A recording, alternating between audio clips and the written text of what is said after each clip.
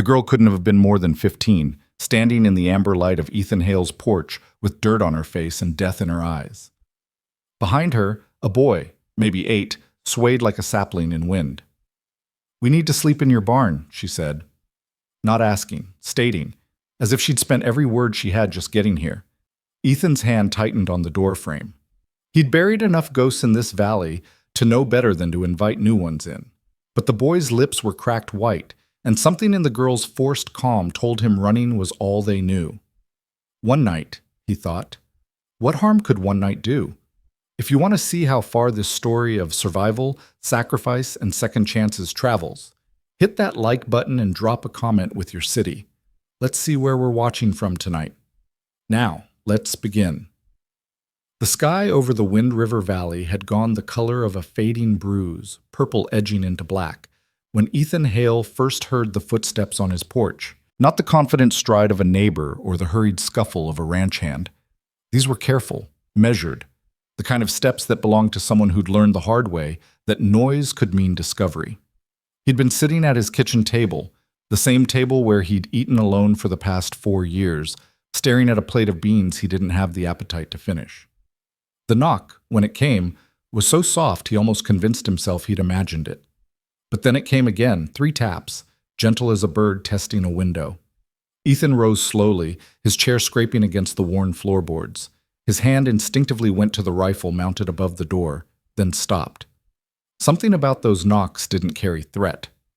They carried something else, something worse, desperation. He opened the door to find them standing in the last light of day, 2 figures that looked more like shadows than children. The girl stood in front, chin lifted in a way that might have been defiance if her eyes hadn't been so hollow.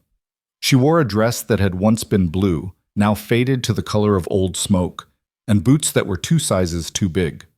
Her dark hair hung in tangles past her shoulders, and her face was smudged with the kind of dirt that came from sleeping on the ground. The boy behind her didn't meet Ethan's eyes at all.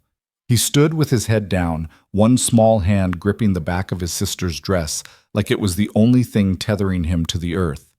He was thin, painfully thin, the kind of thin that made Ethan's chest tighten with recognition. The boy's shirt hung loose on his frame, and even in the dim light, Ethan could see the tremor in his legs. "We need to sleep in your barn," the girl said.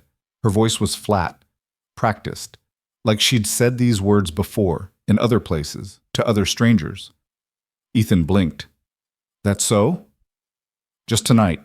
We won't touch anything. We'll be gone before sunrise." He studied her for a long moment. She stared back without flinching, but he could see the tension in her jaw, the way her free hand was clenched into a fist at her side. She was ready to run, ready to grab that boy and disappear into the dark if Ethan so much as raised his voice. "What are your names?" he asked quietly. The girl hesitated. "Does it matter?" "It does if you're asking to sleep on my property." Another pause, then, "Lydia. This is Noah." The boy didn't react to his name, he just swayed slightly and Lydia's grip on him tightened. Ethan's gaze dropped to Noah. The kid's face was pale beneath the dirt, his breathing shallow. There was a glassy quality to his eyes that Ethan had seen before. In cattle with fever, in men who'd pushed too far without water. This boy wasn't just tired. He was sick. "How long you two been on the road?" "Long enough," Lydia said sharply. "Where are your folks?" Her expression went hard as stone. "Gone." One word, no elaboration, no emotion, just gone. Ethan looked past them into the gathering darkness. The valley stretched out in all directions, empty and silent except for the distant call of a nighthawk. The nearest ranch was 3 miles south. The nearest town, Sweetwater, was a half-day's ride. Whatever had brought these children to his door, they'd come a long way to get here. He should say no. Every practical bone in his body told him to send them on their way, maybe point them toward the church in town or the widow Mackenzie who sometimes took in strays. This valley had taught him that survival meant keeping to yourself, minding your own fences, and not asking questions you didn't want answered. But then the boy coughed, a wet, rattling sound that seemed too big for his small chest, and Lydia's mask slipped for just a second. Fear flashed across her face, raw and undeniable, before she buried it again. Ethan remembered that fear. He'd felt it 4 years ago, holding his daughter's hand while fever burned through her, watching his wife fade in the bed beside her, knowing there was nothing he could do but wait for the end. He'd been helpless then. Useless. He wasn't helpless now. "Barn's no place for a sick kid," Ethan said. He stepped back from the door. "Come inside." Lydia's eyes widened. "We don't need—" "I'm not asking." His voice was firm but not unkind. "Boy needs a bed and a warm meal. You can leave at first light if you want, but tonight you're coming inside." She looked at him like he'd just offered her a coiled rattlesnake. Suspicion warred with exhaustion on her face, and for a moment Ethan thought she might actually refuse. But then Noah swayed again, and this time his knees buckled. Lydia caught him before he hit the ground. "Noah!" Ethan moved without thinking. He crossed the porch in 2 strides and scooped the boy into his arms. Noah barely weighed anything, just skin and bone and fever heat. The kid didn't protest, didn't even seem fully aware of what was happening. His head lolled against Ethan's shoulder, and his breathing came in shallow gasps. "Where—" Lydia started, panic creeping into her voice. "Follow me." Ethan carried Noah through the house, past the kitchen and the cold hearth, down the narrow hallway to the room at the end. He hadn't opened this door in 4 years, hadn't been able to bring himself to look at the small bed, the shelf of carved wooden animals, the quilt his wife had stitched by hand. He kicked the door open now. Dust motes swirled in the lamplight. The room smelled stale, unused, but it was clean. Ethan had made sure of that much. He'd dusted and swept it every few months like some kind of ritual, preserving something he couldn't bear to disturb. He laid Noah on the bed as gently as he could. The boy's eyes fluttered open briefly, unfocused and glassy, then closed again. Lydia appeared in his doorway, breathing hard. She looked around the room, at the toys, the small chair, the faded drawings pinned to the wall, and something in her expression shifted. Understanding, maybe, or recognition of grief. "He needs water," Ethan said, already moving toward the door. "And I've got willow bark tea that'll help with the fever. Stay with him." He didn't wait for her response. In the kitchen, he worked quickly, stoking the fire and setting a kettle to boil. His hands moved through familiar motions, measuring, pouring, steeping, while his mind tried to catch up with what he'd just done. He'd brought strangers into his house, into that room. The smart thing would have been to turn them away. The safe thing. But Ethan had learned that safety and survival were different things, and he'd survived long enough to know the difference wasn't worth much if you lost yourself in the process. When he returned with water and tea, Lydia was sitting on the edge of the bed, one hand on Noah's forehead. She looked up as Ethan entered, and he saw the fear she'd been hiding now, laid bare on her face. "He's burning up," she whispered. "I know." Ethan set the cup of tea on the bedside table. "Help me get him to drink this. It'll bring the fever down."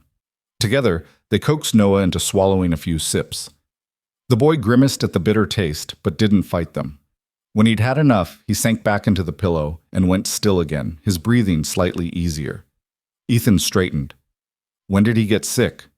2 days ago. Started with a cough." Lydia's voice was tight. "I thought it would pass."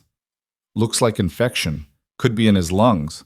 Ethan studied the boy's flushed face. "He needs rest and medicine. I've got poultices that might help, but it'll take time." Lydia's jaw clenched. "We can't stay." "Can't or won't?" "Both." "Why?" She looked at him then, really looked at him, as if trying to decide whether this man was someone she could trust. Ethan met her gaze steadily. He didn't know what she saw there, probably just a tired, lonely rancher with too much space in his house. But whatever it was, it made her shoulders drop just slightly. "Because people are looking for us," she said quietly. The words hung in the air between them like smoke. Ethan should have asked who, should have asked why, should have done 100 things differently. Instead, he said, "Then I guess they won't find you here." Lydia stared at him. "You don't understand." "I understand enough." He moved toward the door. "Your brother's sick, and you're both half-starved. Whatever you're running from can wait until morning. Right now, you need food and sleep." He left before she could argue, closing the door softly behind him. In the kitchen, Ethan stood for a moment with his hands braced on the table, his heart beating harder than it should. He'd just promised protection to two children he didn't know, running from people he couldn't name. It was the kind of decision a wiser man wouldn't make.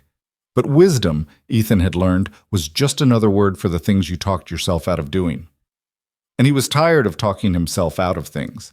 He fried salt pork and potatoes, made cornbread from the supplies he kept in the larder, and heated the last of yesterday's coffee. When everything was ready, he loaded it onto a tray and carried it back to the bedroom. Lydia hadn't moved. She sat exactly where he'd left her, keeping watch over Noah like a sentry who'd forgotten how to stand down. "You need to eat," Ethan said, setting the tray on the dresser. "I'm not hungry." That wasn't a question. She glanced at the food, and Ethan saw the way her throat worked, the involuntary hunger in her eyes before she looked away.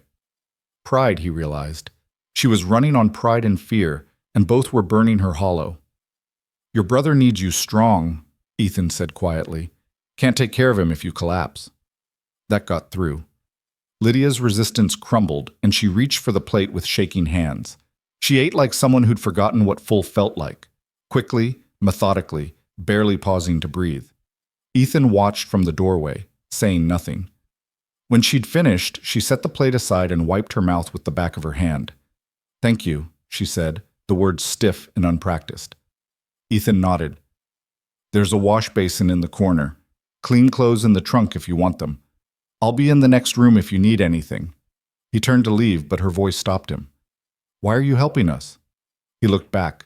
Lydia was watching him with those two old eyes, suspicion and confusion warring on her young face. "Because someone should," Ethan said simply. He closed the door and walked back to the kitchen, where he poured himself a cup of coffee he didn't want and sat in the chair facing the hallway. He'd sleep there tonight, he decided, close enough to hear if something went wrong. Far enough to give them space. The house settled around him, creaking softly in the cooling night. For the first time in 4 years, it didn't feel quite so empty. Morning came cold and gray, wrapped in fog that clung to the valley floor like a living thing. Ethan woke with a crick in his neck and the realization that he'd fallen asleep in the chair after all. The house was silent. Too silent. He stood quickly, his joints protesting, and moved down the hallway. The bedroom door was open. The room was empty. The bed was neatly made, the quilt smoothed flat. The dishes from last night were stacked carefully on the dresser, and the children were gone. Ethan's chest tightened. He checked the other rooms, the kitchen, the parlor, the lean-to out back, but found nothing. No note, no sign.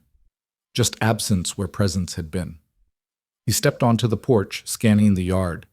The fog made it hard to see more than 30 feet, but there, near the tree line, he caught movement, a flash of blue fabric disappearing into the pines. Ethan moved without thinking, grabbing his coat and hat. He followed the trail they'd left in the wet grass, his boots crunching through frost. The fog swallowed him as he entered the woods, but their path was clear enough.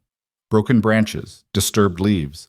They were heading east, toward the high country. He found them a half-mile from the house. Lydia was kneeling beside Noah, who lay crumpled against the base of an aspen tree. The boy's face was gray, his breathing labored.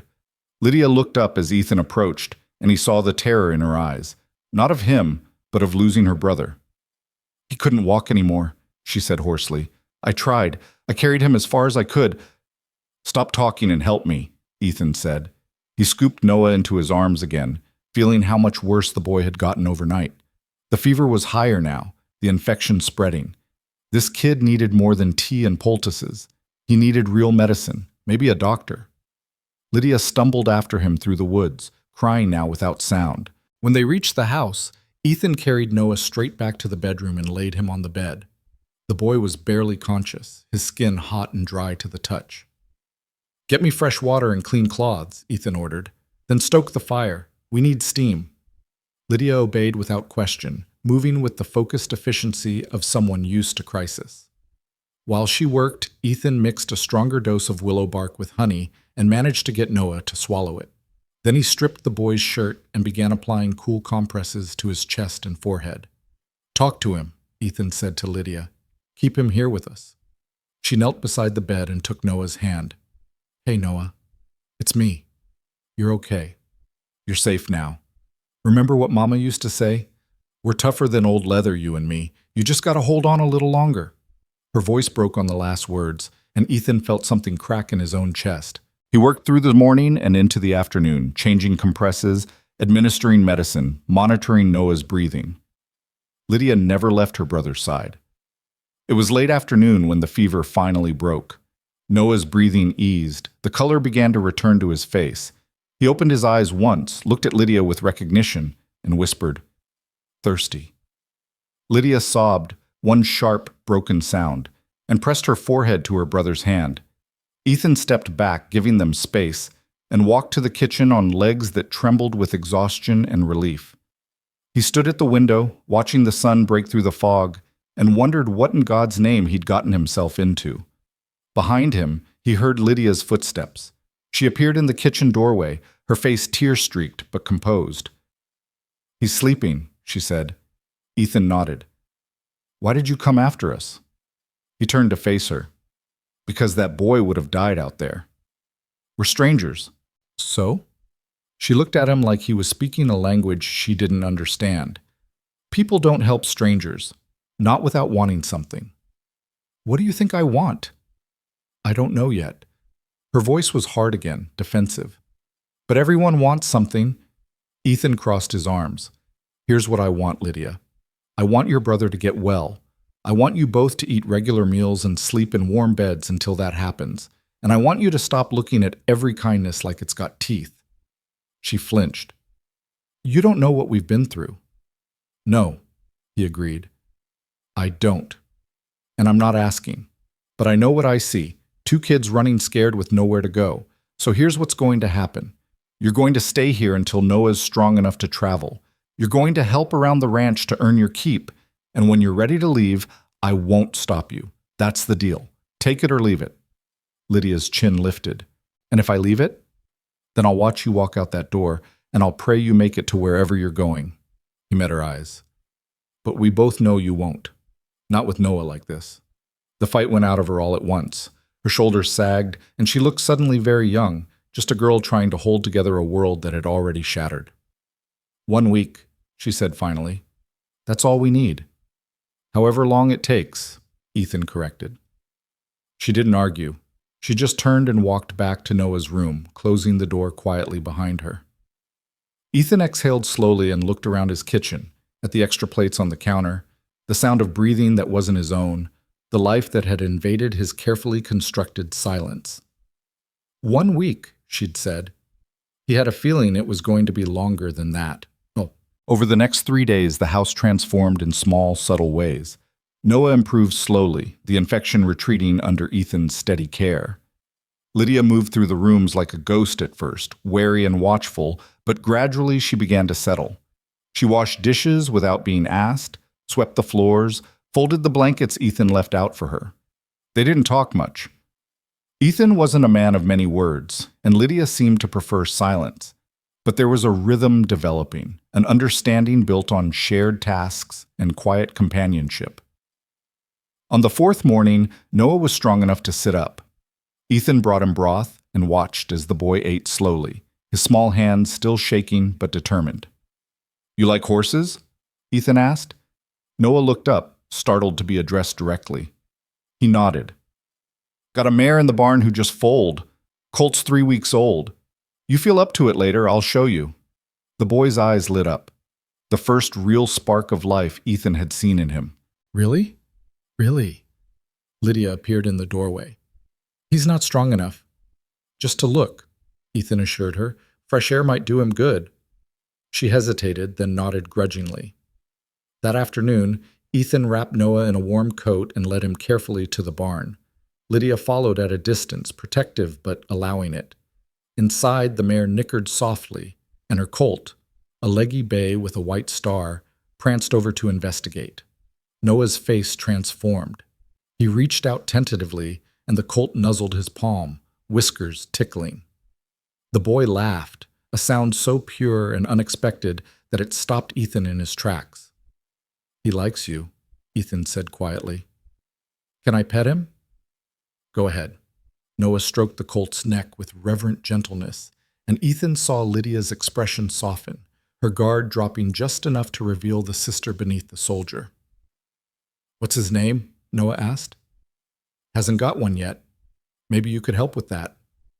The boy considered this seriously. "What about Scout?" "Scout."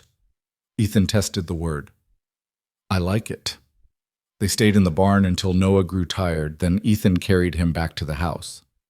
That night, over supper, a simple meal of venison stew and biscuits, Noah talked about the colt with an enthusiasm that filled the quiet kitchen like sunlight breaking through storm clouds. Lydia watched her brother with something close to wonder, and when her eyes met Ethan's across the table, there was gratitude there. Silent. Profound. Maybe, Ethan thought, 1 week wasn't such an impossible timeline after all. But he was wrong, because that night, long after Noah had fallen asleep and Lydia had retreated to her room, Ethan heard it. Hoofbeats. Approaching fast. He was at the window in seconds, rifle in hand. Through the darkness, he could make out 3 riders coming up the valley road. They rode with purpose, their silhouettes sharp against the moonlit sky. Ethan's jaw tightened. He moved to Lydia's door and knocked softly. "Get up. We've got company." The door opened immediately. She was already dressed, already alert. "Who?" "Don't know, but they're not friendly."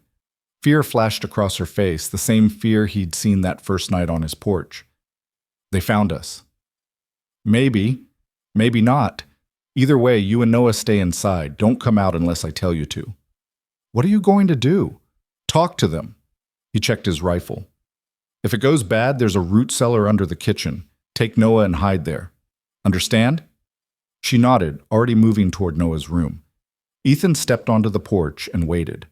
The riders pulled up in his yard, 3 men on hard-ridden horses. They were rough-looking, the kind who carried their violence like a second skin. The one in front was older, maybe 50, with a scar running down his left cheek. He studied Ethan with cold, calculating eyes. "Evening," the man said. His voice was smooth, almost friendly. "Sorry to disturb you so late. Name's Garrett. We're looking for 2 children, a girl and a boy. Thought maybe you'd seen them." Ethan kept his expression neutral. "Haven't seen any children." "You sure about that?" Garrett's smile didn't reach his eyes.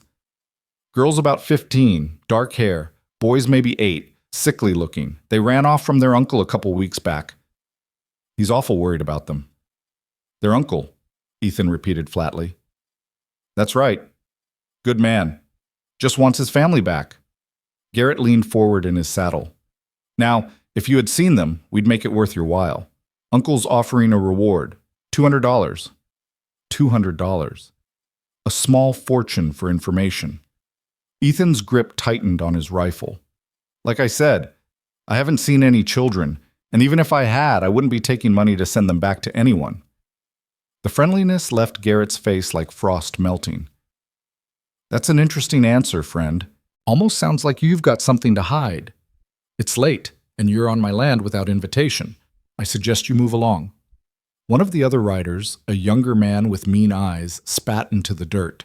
"We could search the place. Make sure you're telling the truth." Ethan raised the rifle, not quite aiming, but making his position clear. "You could try." Silence stretched between them, taut and dangerous. Garrett studied Ethan for a long moment, then smiled again, thin and cold as a knife blade. "We'll be moving on then," he said, "but we'll be asking around. These valleys aren't so big that 2 kids can hide forever." He pulled his horse's head around. "You have yourself a good night now." They rode off into the darkness, and Ethan watched until their shapes disappeared. Only then did he lower the rifle, his heart pounding against his ribs. Behind him, the door opened. Lydia stood there, pale and shaking. "That was them," she whispered. "The men he sent." "This uncle of yours," Ethan said quietly. "What does he want?" Lydia's hands clenched into fists. "Everything we have left, and he'll kill us to get it." The words hung in the cold night air like gunsmoke. Ethan turned to face Lydia fully, seeing her silhouetted in the doorway with moonlight catching the edges of her tangled hair. She looked small and fierce all at once, a cornered animal ready to bare its teeth. "Inside you," he said quietly. "We need to talk." She followed him into the kitchen, where the lamp still burned low on the table. Ethan gestured for her to sit, but she remained standing, her arms wrapped tight around herself like she was holding her own pieces together. "Tell me everything," Ethan said, "and don't leave anything out." Lydia's jaw worked for a moment before the words came. "Our parents owned land, good land with water rights up near the Montana border. 200 acres my father homesteaded himself. He was going to leave it to me and Noah when we came of age." Her voice was flat, reciting facts like they belonged to someone else's story. "My mother's brother, our Uncle Raymond, he never had much. Gambled away everything he inherited, owed money to people you don't want to owe money to. When our parents died 6 months ago, he showed up at the funeral wearing new clothes and a smile that made my skin crawl." "How did they die?" Ethan asked, though some part of him already knew the answer. "House fire." Lydia's hands tightened on her arms until her knuckles went white. "Middle of winter. We were all asleep. I woke up to smoke and Noah screaming. I got him out through my bedroom window, but Mama and Papa, they were in the front of the house where it started. By the time neighbors came, it was too late." Ethan felt something cold settle in his chest. "You think your uncle set the fire?" "I know he did." Her voice cracked. "I saw him." 2 days before it happened, I came back from town early and found him talking to Papa in the barn. They were arguing. Papa told him the land wasn't for sale and to get off our property. Raymond said Papa would regret that decision. I didn't understand what he meant until I woke up choking on smoke. "Did you tell anyone?" "Who would believe me?" Raymond showed up to the funeral crying, telling everyone how devastated he was.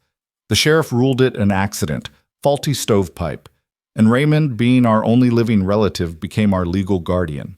She spat the word like poison. He moved us into his house in town, locked us in the attic at night, kept us away from anyone who might ask questions. He was waiting for the right moment to make us sign papers transferring the land to him. "But you ran." "I heard him talking one night with those men, Garrett and his crew. They were drinking, getting loud. Raymond said he was tired of waiting, said the kids were more trouble than they were worth, and once he had the deed, nobody would care what happened to a couple of orphans." Lydia's voice dropped to barely a whisper. "He was going to kill us. Make it look like we ran away and got lost in the mountains. So I grabbed Noah, and we went out the window before dawn." Ethan felt rage building in his gut, the kind of rage he hadn't felt since watching helplessly as fever took his family. "How long have you been running?" 3 weeks, maybe more. We stayed in barns, abandoned cabins, anywhere we could hide. I've been trying to reach the territorial marshal in Cheyenne, but it's over 200 miles and Noah got sick and I didn't know what else to do." Tears were streaming down her face now, though her voice remained steady. "I saw your light that first night. I told myself we'd just sleep in your barn and be gone by morning. But then you opened the door and you looked—" She stopped, swallowing hard. "You looked like someone who might help. I was wrong to bring this to your door, wrong to put you in danger." "Those men won't stop," Ethan said. It wasn't a question. "No. Raymond's paying them well, and they know if we reach a marshal, he'll hang.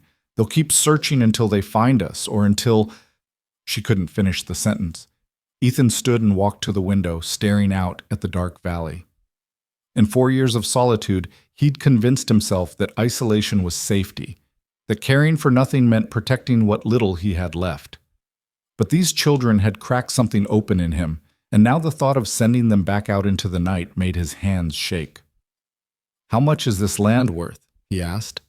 Lydia blinked at the question. "I don't know. Papa said it was prime grazing land with a year-round creek. Why?" "Because men like your uncle don't risk murder for nothing. If the land's valuable enough, he won't give up easy." Ethan turned back to face her. "But he also can't make a move on it until you're both dead, or he gets that deed signed. Right now you're alive and the land's still yours. That gives us leverage." "Us?" The word came out small and uncertain. "You think I'm going to let those men drag you and Noah off my land?" Ethan's voice was hard. "I opened my door to you. That means something where I come from. It means you're under my protection until I say otherwise." Fresh tears spilled down Lydia's cheeks. "You don't owe us anything." "No," he agreed, "but I choose to anyway." She stared at him for a long moment, and Ethan saw the exact second she made her decision, when the walls she'd built around herself developed their first real crack. "Thank you," she whispered. "Don't thank me yet. Those men know you're in this valley now. They'll be back, and next time they won't be asking polite questions." He moved to the cabinet and pulled out a box of ammunition. "Tomorrow we need to prepare. Board up the windows we don't need, stock supplies, make sure every rifle's loaded and ready. If they come back, they'll find this ranch a harder target than they're expecting." "You'd fight them? For us?" Ethan met her eyes. "I didn't save your brother's life just to hand him over to killers." Something shifted in Lydia's expression, gratitude mixed with fierce determination. "Then I'll fight too. I know how to shoot." "I figured you might." He set the ammunition box on the table. "Get some sleep. Morning comes early, and we've got work to do." She nodded and turned toward Noah's room, then paused in the doorway. "Mr. Hale?" "Ethan." "Ethan." She tried the name out carefully. "Why are you really doing this?" He considered lying, offering some noble reason that would make them both feel better. But Lydia had given him her truth, raw and painful. She deserved his in return. "Because 4 years ago I sat in that bedroom and watched my wife and daughter die," he said quietly. "And there wasn't a damn thing I could do to stop it. I've lived with that helplessness every day since. Maybe I can't change what happened to them, but I can choose what happens now. I can choose to stand between you and the people trying to hurt you. That's why." Lydia's throat worked. She didn't say anything else, just nodded and disappeared into the darkness of the hallway. Ethan sat alone in the kitchen for a long time after that, listening to the old house settle around him and wondering if he'd just made a promise he couldn't keep. The next morning broke clear and cold, frost painting intricate patterns on the windows. Ethan was up before dawn, checking his property with new eyes. Every approach, every sight line, every place where a man could take cover. The ranch sat in a natural bowl of land, surrounded by pine forest on 3 sides and open grazing ground to the south. Defensible, if you knew what you were doing. Vulnerable, if you didn't. He found Lydia already awake, sitting beside Noah's bed and watching her brother sleep. She looked up as Ethan entered, and he saw the determination that had replaced yesterday's fear. "He's better," she said. "Fever's gone. He ate breakfast." "Good. Keep him inside today. I'm going to need your help with something." An hour later, they stood in the yard while Noah watched from the window, his small face pressed against the glass. Ethan had pulled out every weapon he owned, 3 rifles, 2 pistols, and an old shotgun that had belonged to his father. "You said you know how to shoot," Ethan said, laying the weapons on a wooden table. "Show me." Lydia picked up one of the rifles, checked the chamber with practiced efficiency, and sighted down the barrel at a fence post 50 yards away. She fired. The post splintered dead center. Ethan raised an eyebrow. "Who taught you?" "My father. Said a woman on the frontier needed to protect herself." She lowered the rifle, her expression grim. He was right. They spent the morning reinforcing the ranch. Ethan showed Lydia how to bar the windows from inside, where he kept his spare ammunition, which rooms offered the best defensive positions. She absorbed everything with the quick intelligence of someone who understood their survival depended on details. By afternoon, they'd transformed the house into something approaching a fortress, not impregnable, but difficult enough that any attack would cost the attackers dearly. "Will it be enough?" Lydia asked, surveying their work. "Depends on how bad they want you," Ethan said honestly. 3 men won't risk a frontal assault on a defended position unless they're desperate or stupid. But your uncle's paying them, and desperate men do desperate things. Noah appeared in the doorway, looking stronger than he had in days. "Can I help?" Lydia started to object, but Ethan spoke first. "Can you keep watch? Sit by that window there and tell us if you see anyone coming up the road." The boy's face lit up. "Yes, sir." "Then that's your job. Anyone comes within sight, you holler. Understood?" "Understood."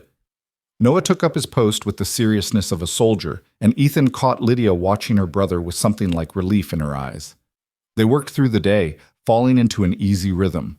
Ethan taught Lydia how to load the rifles faster, how to judge distance and wind. She showed him how her father had taught her to track game, reading signs in disturbed earth and broken branches. They didn't talk much, but the silence between them was comfortable, built on shared purpose. That evening, as the sun painted the valley in shades of amber and gold, they sat on the porch while Noah dozed inside.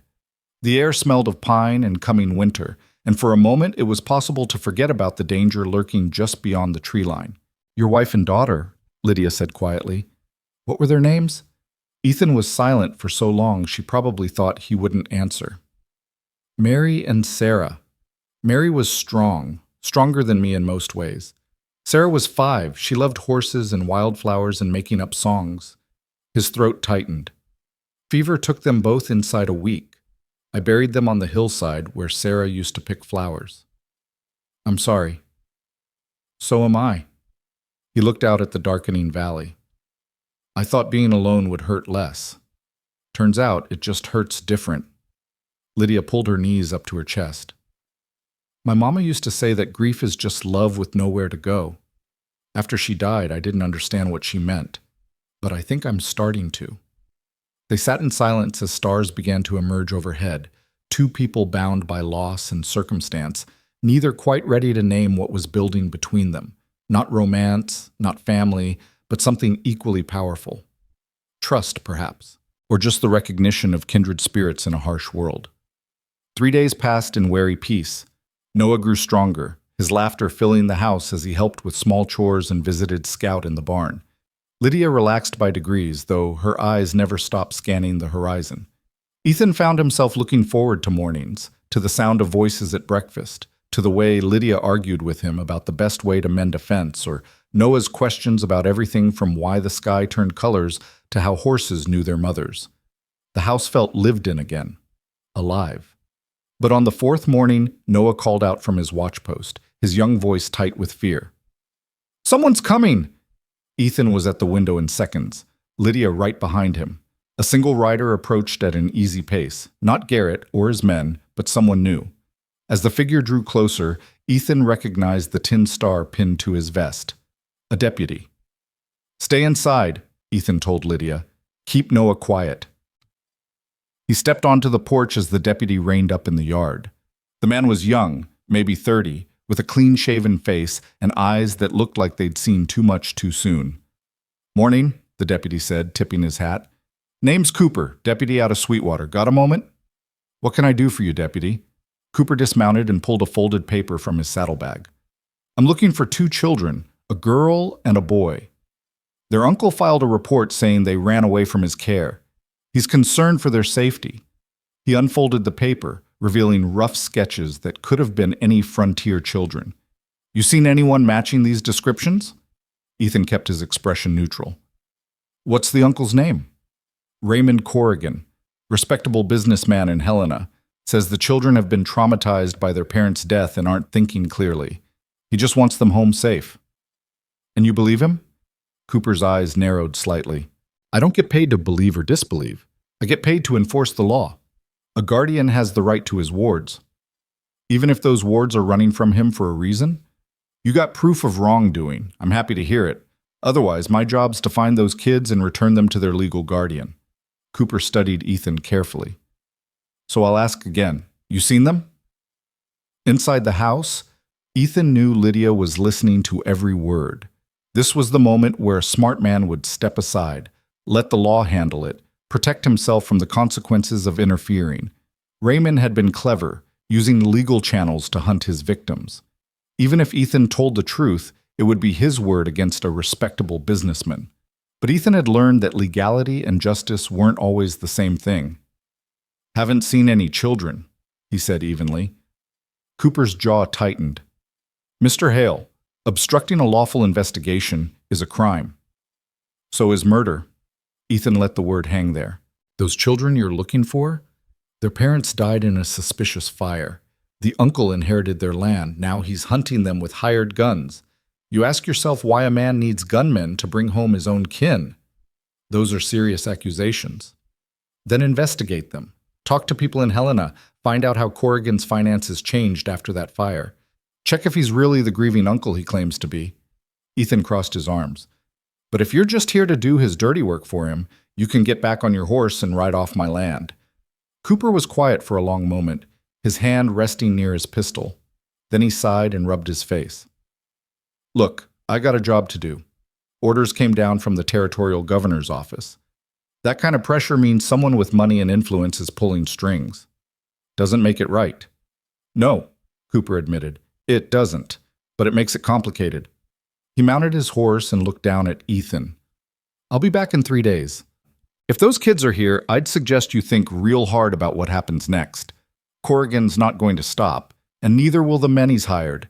You're one rancher with one rifle. He's got lawyers, money, and people who owe him favors. I've got something he doesn't. What's that? The truth. Ethan met his eyes. And the willingness to die for it if I have to. Cooper shook his head slowly. Hope it doesn't come to that, Mr. Hale, for all your sakes. He rode off, leaving Ethan standing in the yard with his heart hammering and his options narrowing. Behind him, the door opened and Lydia emerged, her face pale. He's going to come back with more men, she said. Probably. We should run, tonight, before… Noah's not strong enough for that kind of journey yet, and running won't solve this. Ethan turned to face her. Your uncle's using the law against you. The only way to stop him is to expose him, prove he murdered your parents, and he's after your land. How? We have no proof, just my word against his.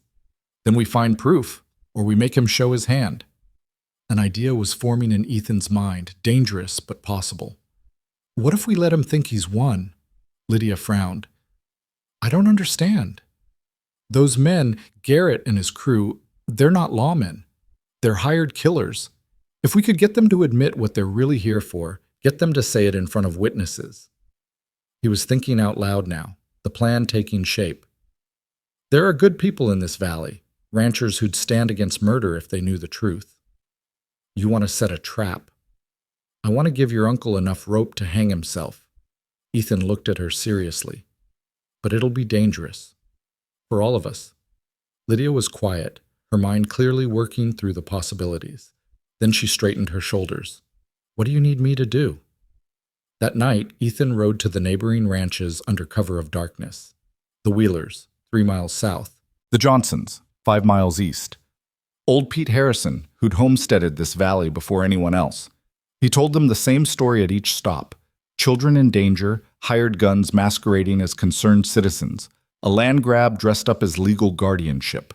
Some believed him immediately. Others needed convincing. But by dawn, Ethan had promises from 8 men, 8 rifles who'd come if he fired 3 shots in quick succession. Not an army, but enough to make Garrett think twice. When he returned home, he found Lydia teaching Noah how to clean the rifles, her hands steady as she showed her brother how to oil the action. It's done, Ethan said. We've got help if we need it. She nodded without looking up. Then we wait. They didn't have to wait long. 2 mornings later, Noah spotted riders coming up the valley road. Not 3 this time.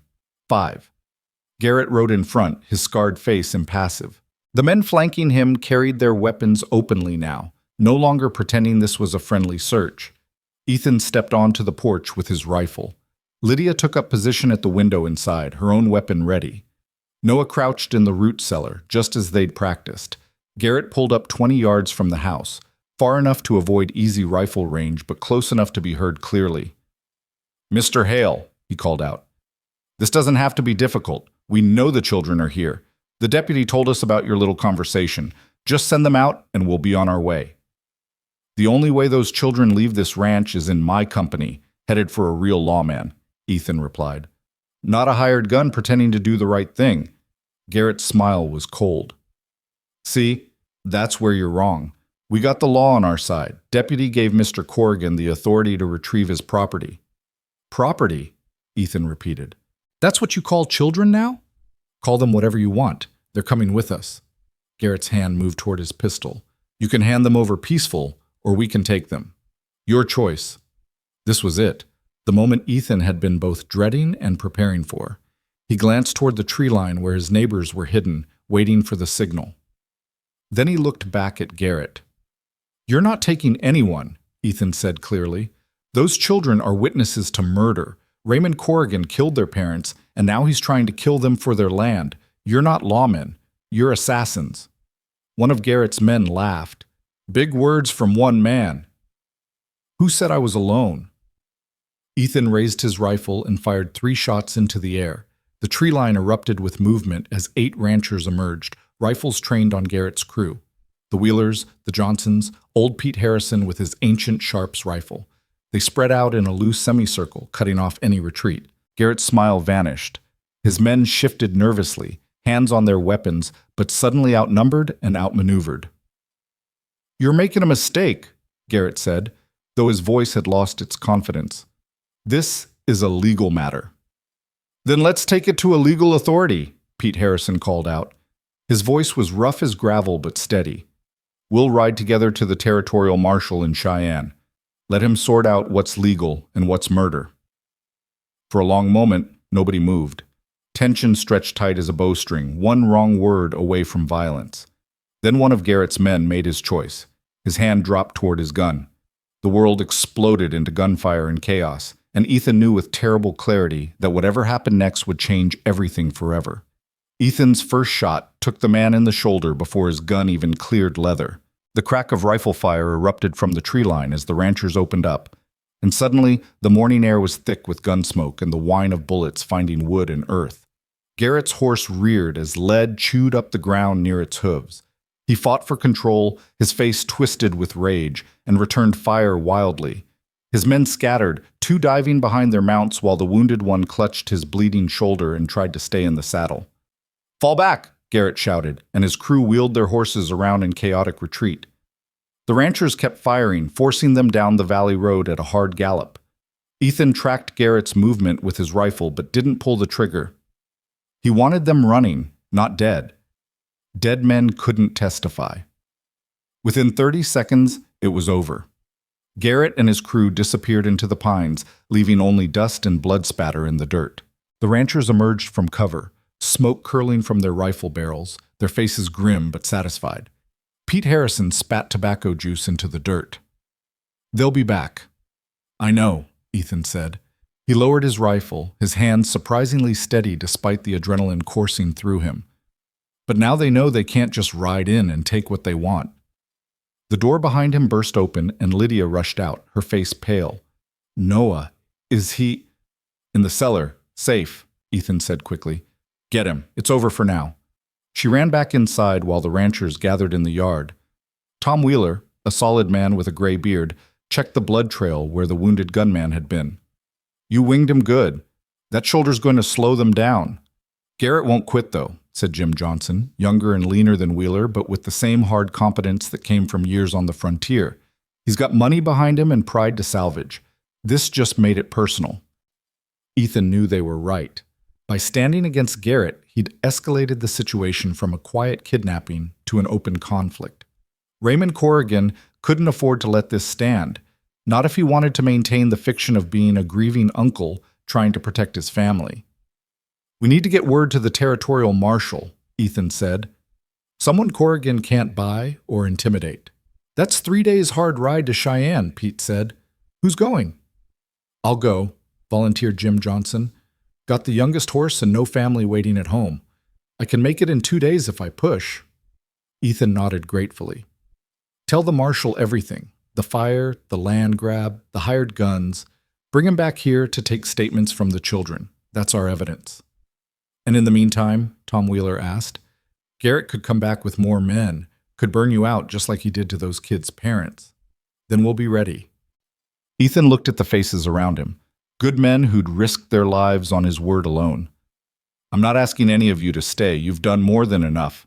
Pete Harrison laughed, a sound like rocks grinding together.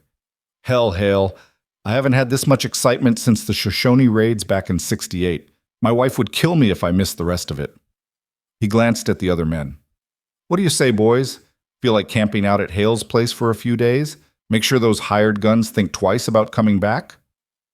One by one, the ranchers agreed. Tom Wheeler would bring his sons, both crack shots. The Johnsons had a cousin who'd served in the cavalry. Even old Pete had a neighbor willing to help keep watch.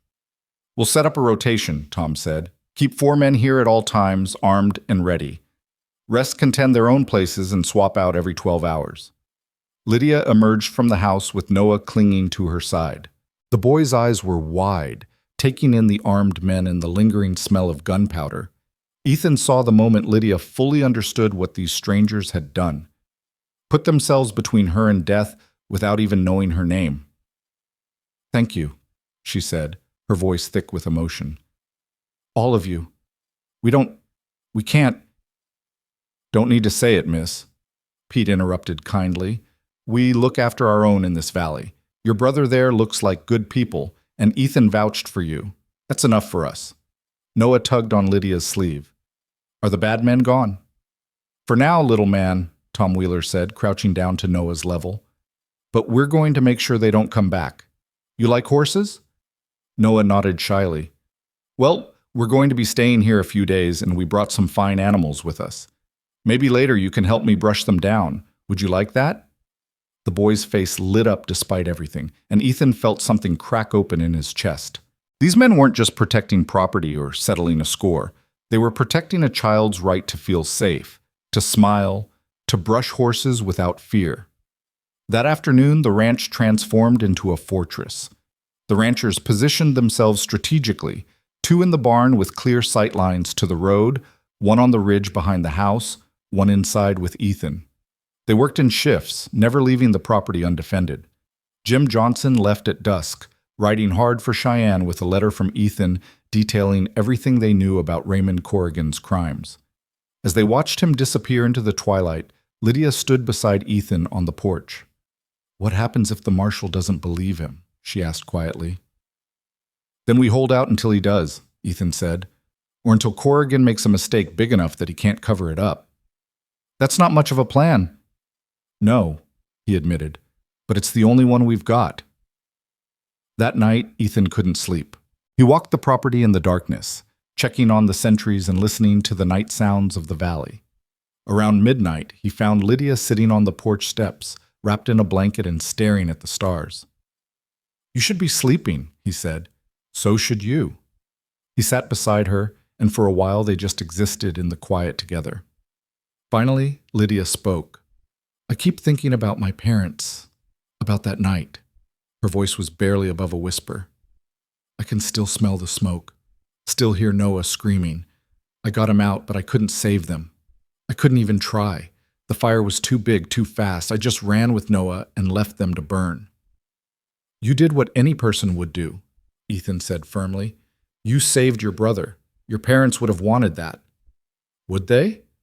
She turned to look at him, her eyes wet with unshed tears. Or would they think I was a coward for not going back? They'd think you were brave. Ethan's voice was rough with emotion. And they'd be right. You've kept yourself and Noah alive for months while running from killers. You've had to be mother and father and protector all at once. That's not cowardice. That's the strongest thing I've ever seen. Lydia's face crumpled, and she buried it in her hands. The sobs came hard and silent, her whole body shaking with grief she'd been holding back for too long.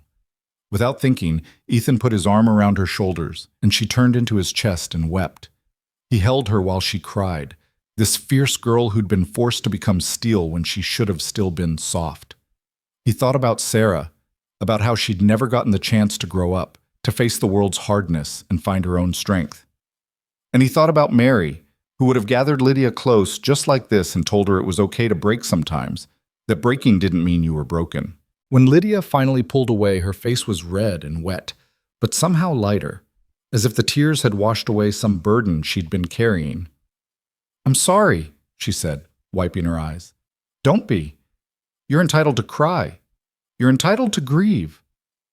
He stood and offered her his hand. But right now you need to sleep. Tomorrow might bring trouble. And you need to be sharp. She took his hand and let him pull her to her feet. Ethan? Yeah?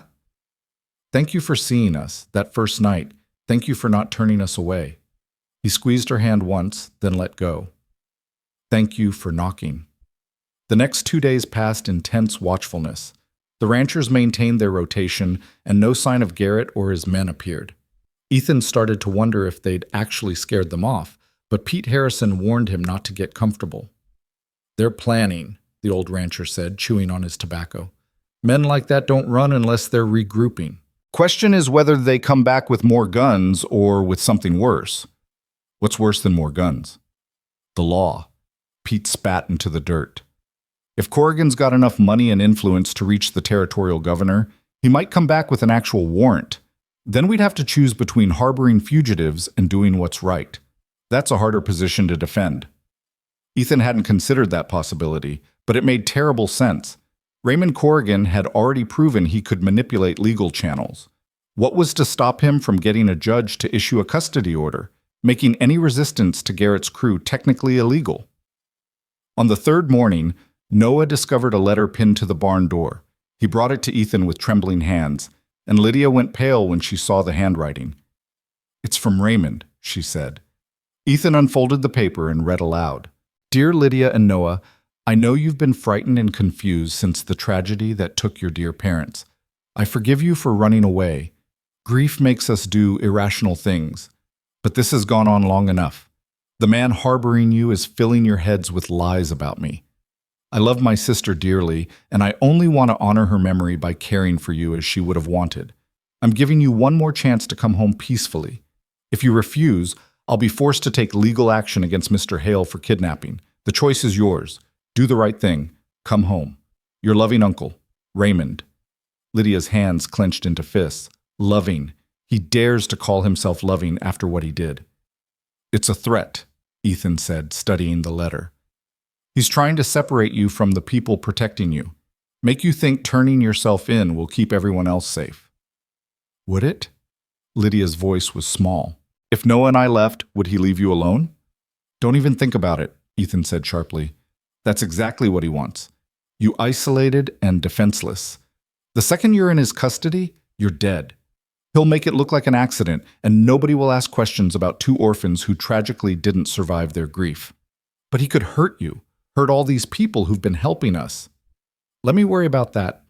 Ethan handed the letter to Pete, who'd come over to see what the commotion was about. "We need to assume he's already moved forward with his legal threats, which means we need our own legal leverage." Pete read the letter and grunted. "The man's got brass, I'll give him that. Writing threats in the language of concern." He looked at Lydia. "You said your parents owned land. You got the deed?" Lydia shook her head. "It burned with the house. Everything did." "Deeds are filed with the county registrar," Ethan said slowly, an idea forming. "There'd be a copy in the land office records." "In Helena," Pete finished, "right where Corrigan can get to them. Unless we get to them first." Ethan was thinking fast now. "If we can get a certified copy of that deed showing your parents as rightful owners, and if we can prove Corrigan's been trying to force a fraudulent transfer, that's evidence of his real motive." "Helena's 4 days' ride," Tom Wheeler pointed out. He'd joined them along with his two sons, both young men with their father's solid build. "And it's Corrigan's territory. He'll have people watching." "Then we don't go obvious," Ethan said. "We send someone he wouldn't expect, someone who can slip in, get the documents, and get out without raising alarm." Everyone turned to look at Lydia. "No," Ethan said immediately. "Absolutely not." "It makes sense," Lydia said quietly. "I'm the only one with legal right to request those documents. And Raymond doesn't know what I look like now. I've changed since he last saw me. I could cut my hair, wear different clothes. He'd be watching for a girl traveling with a boy, not a young woman alone." "It's too dangerous," Ethan insisted. "Everything's dangerous," she shot back. "Staying here is dangerous. Running is dangerous. At least this way we're fighting back instead of just waiting for him to make his next move." Pete scratched his beard thoughtfully. "Girl's got a point.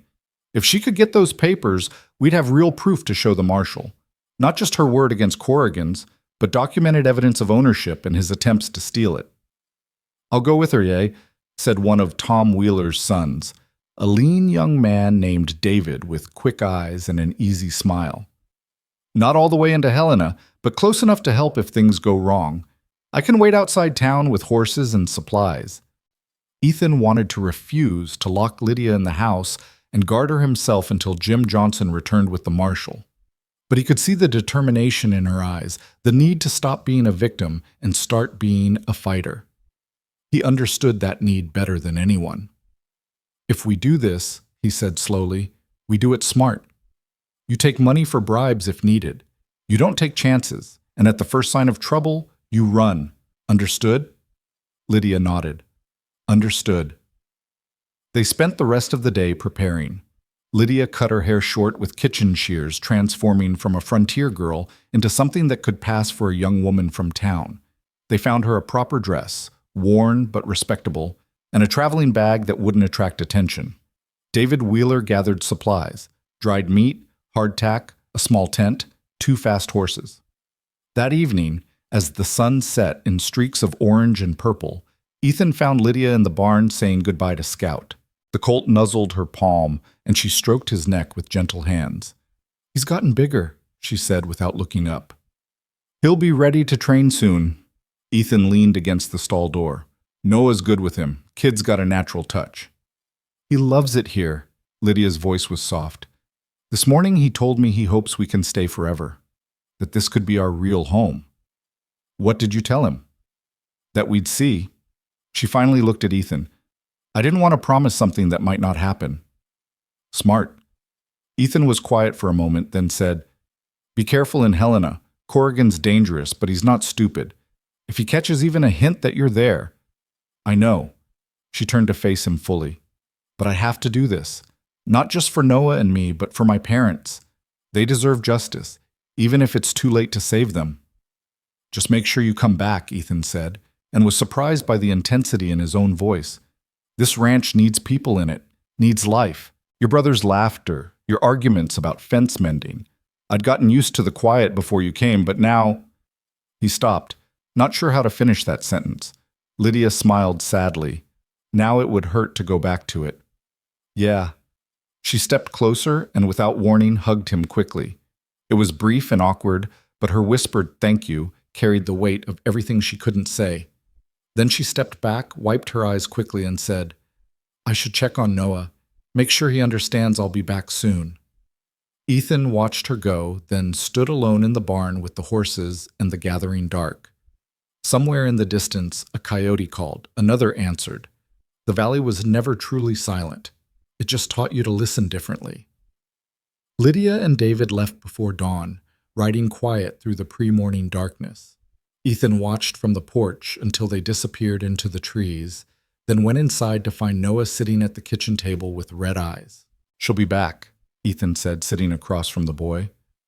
"She promised," Noah whispered. "But Mama and Papa promised they'd keep us safe. And then they died." Ethan's throat tightened. He had no easy answer for that, no way to guarantee safety in a world that had already broken this child's trust. "Your sister's smart and strong," he said finally, "and she's got David Wheeler with her. Good man, good shot. They'll watch out for each other." "What if Uncle Raymond finds her?" "Then she'll run, and she'll come back here where she's protected." Ethan reached across the table and put his hand on Noah's small shoulder. "But right now, we've got work to do. Scout needs feeding, and I could use your help checking the fence line. Think you're up for it?" Noah nodded slowly, and Ethan saw the boy trying to be brave, trying to trust. It nearly broke his heart.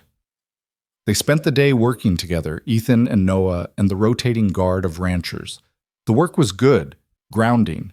It reminded them all that life continued even in the midst of crisis, that fences still needed mending and horses still needed feeding. That night, Pete Harrison sat with Ethan on the porch after Noah had gone to bed. "You're getting attached," the old rancher observed. "Is that a problem?" "Depends. These kids have a hell of a road ahead of them, even if we win this thing. Foster care, maybe. Or distant relatives who might not be any better than Corrigan." "You prepared for that?"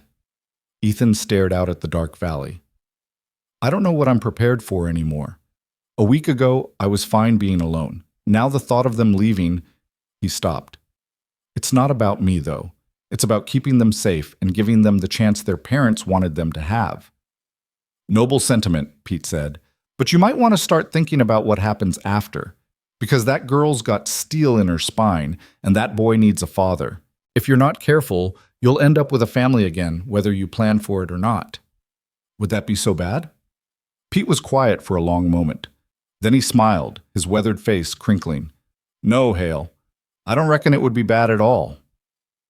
2 days passed with no word from Lydia or David. Ethan tried not to worry, tried to tell himself that Helena was far, and the journey took time. But every sunset without their return made his chest tighter. On the 3rd day, Tom Wheeler rode in from town with news that made Ethan's blood run cold. "Deputy Cooper's back," Tom said, dismounting quickly. "He's got papers from a judge in Helena. Says Corrigan has full legal custody, and anyone harboring the children can be arrested for kidnapping and obstruction. He's giving you until tomorrow noon to surrender them, or he's coming with a federal marshal. Ethan felt the trap closing around them. Corrigan had moved faster than they'd anticipated, using his money and connections to turn the law into a weapon. "Where's Lydia?" Noah asked from the doorway, his young voice frightened. "Still in Helena," Ethan said, trying to keep his voice calm. "But she'll be back soon." "What if she comes back and they arrest her?" Tom Wheeler exchanged a glance with Ethan. The same thought had occurred to both of them. Lydia and David might ride straight into a trap. "We need to intercept them," Ethan said. "Warn them before they reach the ranch."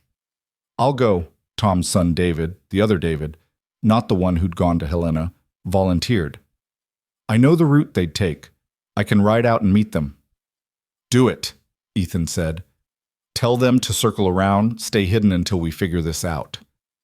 As young David Wheeler rode off, Pete Harrison spat tobacco juice and checked his rifle. "So what's the plan? We can't fight the law, even if the law is being misused." Ethan looked at Noah, at the frightened boy who'd already lost so much, and made a decision. "We stall. Tell Cooper I need time to think, time to consult with the children about what's best for them. Buy ourselves until Jim Johnson gets back with the territorial marshal. And if Cooper doesn't give us time, then we make him take it." The next morning, Deputy Cooper rode up to the ranch with 3 men Ethan didn't recognize, federal badges on their chests and hard expressions on their faces. Ethan met them in the yard with Pete and Tom Wheeler flanking him. Noah was hidden in the root cellar again, safe but scared. "Mr. Hale," Cooper said, his voice professionally neutral, "I've got a court order here mandating the return of Lydia and Noah Corrigan to their legal guardian. Where are they?" "Not here," Ethan said truthfully. Cooper's jaw tightened. "Don't play games with me. We know they've been staying on your property." "They were. They left 2 days ago." Also true, if misleading. One of the federal men, a thick-shouldered brute with a scar across his nose, urged his horse forward. "Maybe we should search the property. Make sure you're telling the truth." "You got a warrant for that?" Pete asked mildly. "Don't need one if we suspect a crime in progress." "Suspect all you want," Ethan said. "But you set foot on my land without proper authorization, and we'll have a problem." The tension ratcheted up another notch. Hands drifted toward weapons. Cooper held up a hand, stopping his men from escalating.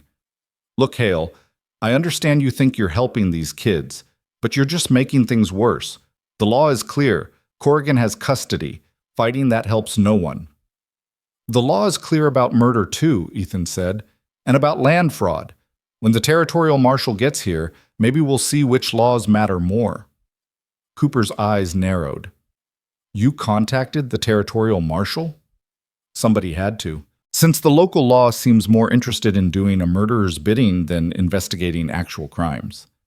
The deputy's face flushed red, but before he could respond, the sound of approaching horses made everyone turn. Jim Johnson was riding hard up the valley road, and behind him, wearing a silver badge and a grim expression, was a man who could only be the territorial marshal. Everything was about to change. The territorial marshal was a man who looked like he'd been carved from the same granite as the mountains themselves. Tall and broad-shouldered, with iron-gray hair and a face weathered by years of hard decisions, he sat his horse with the easy authority of someone who'd spent a lifetime enforcing order in places that preferred chaos. His eyes swept across the gathered men, Cooper and his federal badges, Ethan and the ranchers, the tension thick enough to taste, and Ethan saw the exact moment he assessed the situation and found it wanting. "Gentlemen," the marshal said, his voice carrying the gravel of the Wyoming wind, "I'm Marshal Thomas Brennan out of Cheyenne. Somebody want to tell me what the hell is going on here before bullets start flying?" Cooper straightened in his saddle.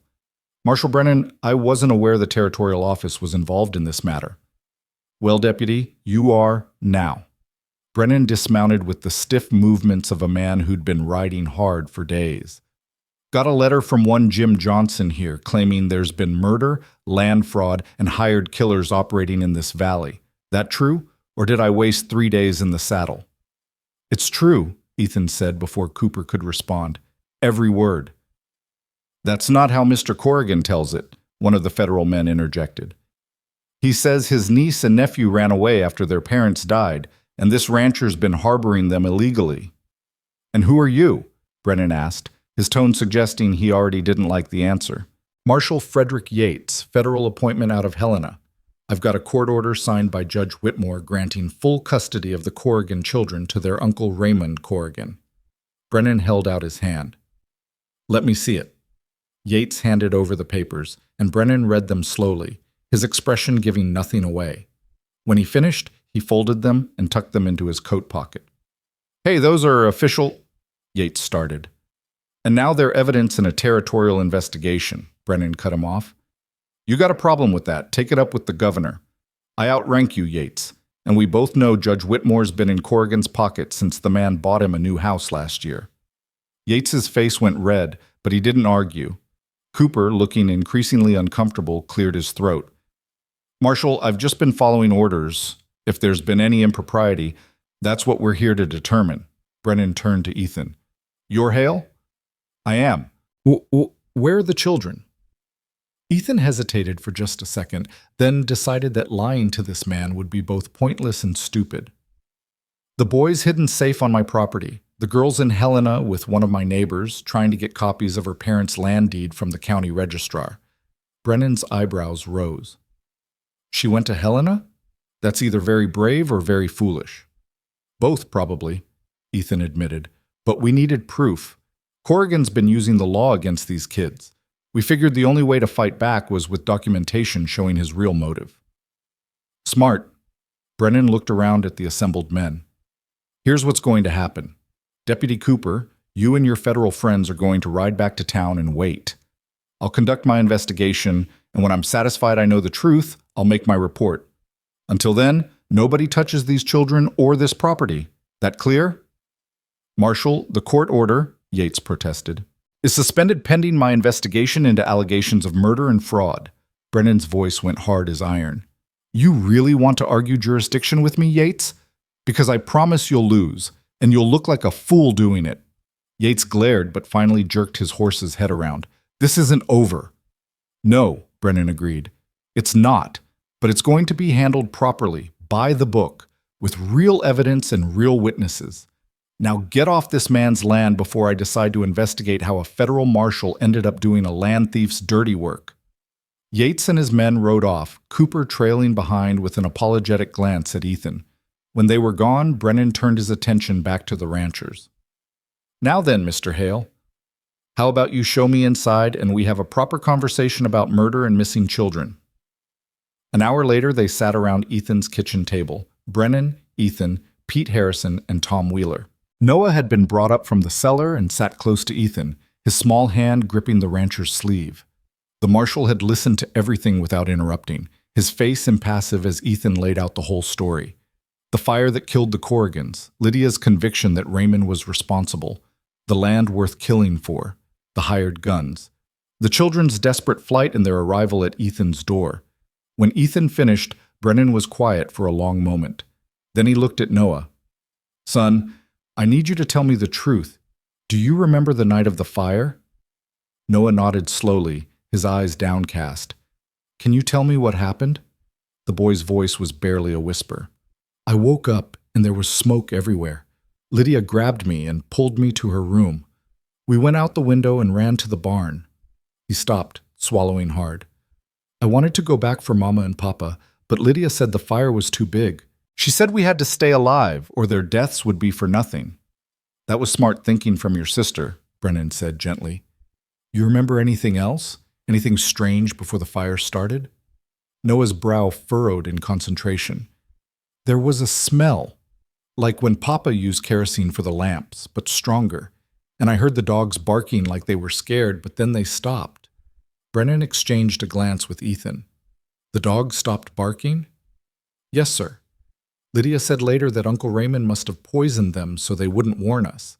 Papa's dogs never let strangers near the house without raising hell. And after the fire, your uncle took you in? Noah's hands clenched into small fists. He locked us in the attic, said it was for our own good, that we were too sad to be around people. But I heard him talking to those men downstairs, heard him say, the boy's voice cracked. He said he was tired of waiting for us to sign the papers, that it'd be easier to just get rid of us and claim we ran off. You're sure that's what he said? I'm sure. Lydia heard it too. That's why we ran. Brennan sat back in his chair, his jaw tight. That's pretty damning testimony from a boy. But Corrigan's lawyer will say the child's traumatized, confused, maybe coached. We need more than that. That's why Lydia went to get the deed records, Ethan said. If we can show that Corrigan's been trying to fraudulently transfer property that doesn't belong to him, it establishes motive, Brennan finished, but it's still not proof of murder. We'd need witnesses to the fire, evidence of arson, something that directly ties Corrigan to the act. What about the men he hired? Pete suggested. Garrett and his crew. They were there. They know what Corrigan's real intentions are. Hired guns don't typically testify against the people paying them, Brennan said dryly. Tends to be bad for future employment. Tom Wheeler leaned forward. So what do we do? Just let Corrigan keep coming after these kids until he finally succeeds? No. Brennan's voice was firm. We build a case the right way. I'll start by interviewing everyone in Helena who knew the Corrigans, find out about their relationship with Raymond, any disputes over the land. I'll talk to the fire inspector who ruled it an accident, see if he was pressured or paid off. And I'll look into Corrigan's finances, see if there's any evidence of sudden wealth around the time of the fire. That could take weeks, Ethan protested. Meanwhile, Corrigan's got judges and federal marshals in his pocket. He could get another court order, come here with a whole damn army. He could, Brennan admitted, which is why we need that deed and we need the girl's testimony on record. When's she due back? Should have been yesterday, Ethan said, worry creeping into his voice. We sent someone to intercept her, warn her about Cooper's court order, but I haven't heard anything. As if summoned by his words, the sound of hoofbeats approached the house. Everyone stood, hands moving to weapons, until they saw David Wheeler riding hard with 2 other horses in tow. Behind him, trying to keep pace, came Lydia and the other David. Ethan was out the door before they'd fully stopped, and Lydia practically fell from her saddle into his arms. She was dusty and exhausted, her short hair wild around her face, but her eyes were bright with triumph. I got them, she gasped. I got the deeds. Inside, she spread the documents on the table while Noah hugged her fiercely, and Marshal Brennan examined them with careful attention. There were 3 separate papers, each stamped and certified by the county registrar. This one's the original homestead claim filed by your father, Marcus Corrigan, in 1871, Lydia explained, her finger tracing the faded ink. This one's the deed transfer when he married my mother, adding her name. And this one, her voice went hard. This one's dated 2 weeks after the fire. It's a transfer document giving Raymond Corrigan full ownership, supposedly signed by me and Noah. Brennan held the document up to the light. These signatures are forged. Of course they are, Lydia said. We never signed anything. Raymond must have had someone forge them after the fire, before anyone thought to question it. Can you prove the signatures are fake? Lydia pulled another paper from her bag. I had the registrar compare them to my real signature from when I registered for school last year. See? Completely different handwriting. Brennan studied both documents and slowly began to smile. It wasn't a pleasant smile. It was the smile of a predator who just found his prey's trail. Miss Corrigan, you may have just handed me exactly what I need to bring your uncle down. He looked at Ethan. This proves attempted fraud, which establishes motive for the murders. Combined with the boy's testimony about what he overheard, we've got enough to arrest Raymond Corrigan and hold him while we investigate the fire. Will it stick? Pete asked. Man like that's got money for good lawyers. Maybe, but here's the thing about fraud. It's a paper trail crime. Hard to lie your way out of when the evidence is right there in black and white. Brennan carefully folded the documents. I'll take these back to Cheyenne, get arrest warrants issued, and bring a federal judge who actually cares about the law instead of who's paying him. In the meantime, you all need to stay alert. Corrigan will know something's wrong when his niece doesn't come back from Helena under guard. He'll send Garrett, Ethan said, and this time he won't bother with pretense. He'll come to kill. Then make sure you're ready.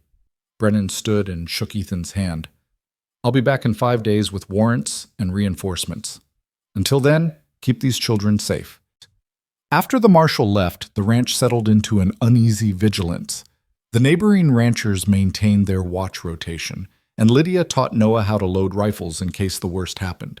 Ethan found himself watching the tree line constantly, waiting for Garrett's inevitable return. It came 2 nights later. Ethan was on watch with Pete Harrison when the old rancher suddenly tensed, his hand going to his rifle. "You smell that?" Ethan inhaled deeply and caught it. Smoke. Not wood smoke from a chimney. Something sharper. Chemical. "They're going to burn us out," Pete said, "just like they did to the kids' parents." "Get everyone up," Ethan ordered. "Now." Within minutes, the ranch was awake and armed. Tom Wheeler and his sons positioned themselves at the windows, while Ethan sent Lydia and Noah to the root cellar with instructions not to come out unless he personally came to get them. The smoke grew thicker, and now Ethan could see orange light flickering in the barn. They'd set the hay on fire, knowing it would force everyone out or trap them inside a burning house. "We've got to put it out," Tom's eldest son said. "The horses." "That's what they want," Ethan said grimly. "They want us scattered, fighting the fire instead of watching for an attack." As if to confirm his words, gunfire erupted from the tree line. Bullets slammed into the house, shattering windows and chewing up the wooden walls. The ranchers returned fire, their muzzle flashes bright in the darkness. "I count at least 6 shooters," Pete called out. "Maybe more." 6 men. Garrett had brought reinforcements, and now they were pinned down while the barn burned and the horses screamed in terror. Ethan made a split-second decision. "Pete, Tom, hold the house. I'm going for the horses." "That's suicide," Tom protested. "Those animals saved my life more times than I can count. I'm not letting them burn." Ethan grabbed a wet cloth, tied it around his face, and ran for the back door before anyone could stop him. The heat hit him like a physical wall as he burst from the house into the firelit chaos. Bullets whined past his head, and he zigzagged toward the barn, keeping low. Inside, the flames had engulfed the hayloft and were spreading fast. The horses were panicking, kicking at their stalls and screaming. Ethan threw open the stall doors one by one, slapping the horses to drive them out into the night. Most ran immediately, but the mare with the colt refused to leave, circling back to protect her baby. Ethan grabbed the colt bodily and ran, praying the mare would follow. She did, charging after him as burning hay rained down around them. They made it outside just as part of the roof collapsed, sending up a shower of sparks that lit the valley like daylight. In that brief illumination, Ethan saw them, Garrett and his men, positioned in a wide semicircle around the ranch. 7 men total, all armed with rifles. They'd planned this carefully, using the fire to flush everyone out and create chaos. But they hadn't planned on the ranchers' discipline. Pete and Tom had positioned their men perfectly, creating overlapping fields of fire. As Garrett's crew pressed their attack, they ran straight into withering gunfire. 2 went down immediately. A third grabbed his leg and retreated, cursing. Garrett himself fired at Ethan, the bullet so close it burned the air near his ear. Ethan dropped, rolled, and came up with his pistol, squeezing off 3 quick shots that sent Garrett diving for cover. The battle raged for what felt like hours, but was probably only minutes. The barn was fully engulfed now, the flames so bright they turned night into day. In that hellish light, Ethan saw one of Garrett's men trying to circle around toward the house's blind side, toward the root cellar entrance, toward Lydia and Noah. Ethan ran, ignoring the bullets, ignoring everything but the need to reach that cellar before the gunman did. He tackled the man from behind and they went down hard, grappling in the dirt. The gunman was younger and stronger, but Ethan fought with the desperate fury of a man protecting his family. They rolled across the ground, each trying to gain advantage. The gunman got his hands around Ethan's throat, squeezing, and black spots danced in Ethan's vision. With failing strength, he grabbed a rock and brought it down hard on the man's temple. The gunman went limp, and Ethan dragged himself to his feet, gasping for air. He'd barely caught his breath when Garrett emerged from the smoke, his scarred face twisted with rage. "You should have minded your own business, Hale," Garrett said, raising his pistol. Ethan's hand dropped to his own gun, knowing he was too slow, knowing this was how it ended. The shot that rang out didn't come from Garrett's weapon. The scarred man looked down in surprise at the red stain spreading across his chest, then collapsed forward into the dirt. Behind him, holding a smoking rifle with shaking hands, stood Lydia. "Nobody threatens my family," she said, her voice hard as stone. The remaining gunmen, seeing their leader fall and the barn now a total loss, broke and ran for their horses. Pete and the Wheelers let them go, too busy organizing a bucket brigade to save what they could of the outbuildings. By dawn, it was over. The barn was a smoking ruin, but the house stood intact. 2 of Garrett's men were dead, 1 wounded and tied up for the marshal. The rest had fled into the mountains. Ethan sat on the porch steps, covered in soot and blood, watching the sun rise over the scorched valley. Lydia sat beside him, Noah sleeping with his head in her lap. "You saved my life," Ethan said quietly. "You saved ours first," Lydia replied. "Seemed only fair." They sat in silence as the valley slowly came back to life around them. The surviving horses grazed in the yard, and the ranchers began cleaning up the devastation. It would take time to rebuild. Time and money and hard work. But they had time now. Because Garrett was dead and his crew was scattered.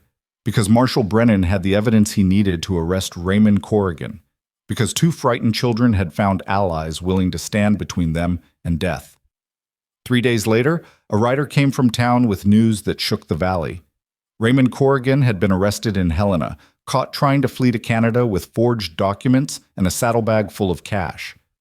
Faced with the evidence of his crimes and the testimony of one of Garrett's captured men who'd turned witness in exchange for leniency, he'd confessed to everything. The fire, the murdered dogs, the plan to kill Lydia and Noah once he had the land. He would hang before winter came. When Ethan told Lydia and Noah the news, he expected relief, maybe tears. What he got was something quieter, a release of tension so profound that Noah actually laughed. The sound startled out of him like he'd forgotten what joy sounded like. "It's over?" Noah asked. "Really over?" "Really over," Ethan confirmed. The boy looked at his sister. "Can we stay, please? I don't want to go anywhere else." Lydia's eyes met Ethan's across the kitchen, and he saw his own longing reflected there. The house had become a home again. The silence had been replaced with life. The ghosts he'd been living with had faded, replaced by flesh and blood people who needed him as much as he needed them. "That's not my decision to make," Lydia said carefully. "We have land now, our parents' land. We could go back there, try to rebuild what was lost. Or," Ethan said slowly, "you could stay here. Work this ranch like it was your own. There's more than enough space, more than enough work for everyone." "We'd be a burden," Lydia protested, though her voice lacked conviction. "You'd be family." The word hung in the air between them, vast and terrifying and perfect. Lydia's face crumpled, and she reached across the table to take Ethan's hand. "Are you sure?" she whispered. "I've never been more sure of anything."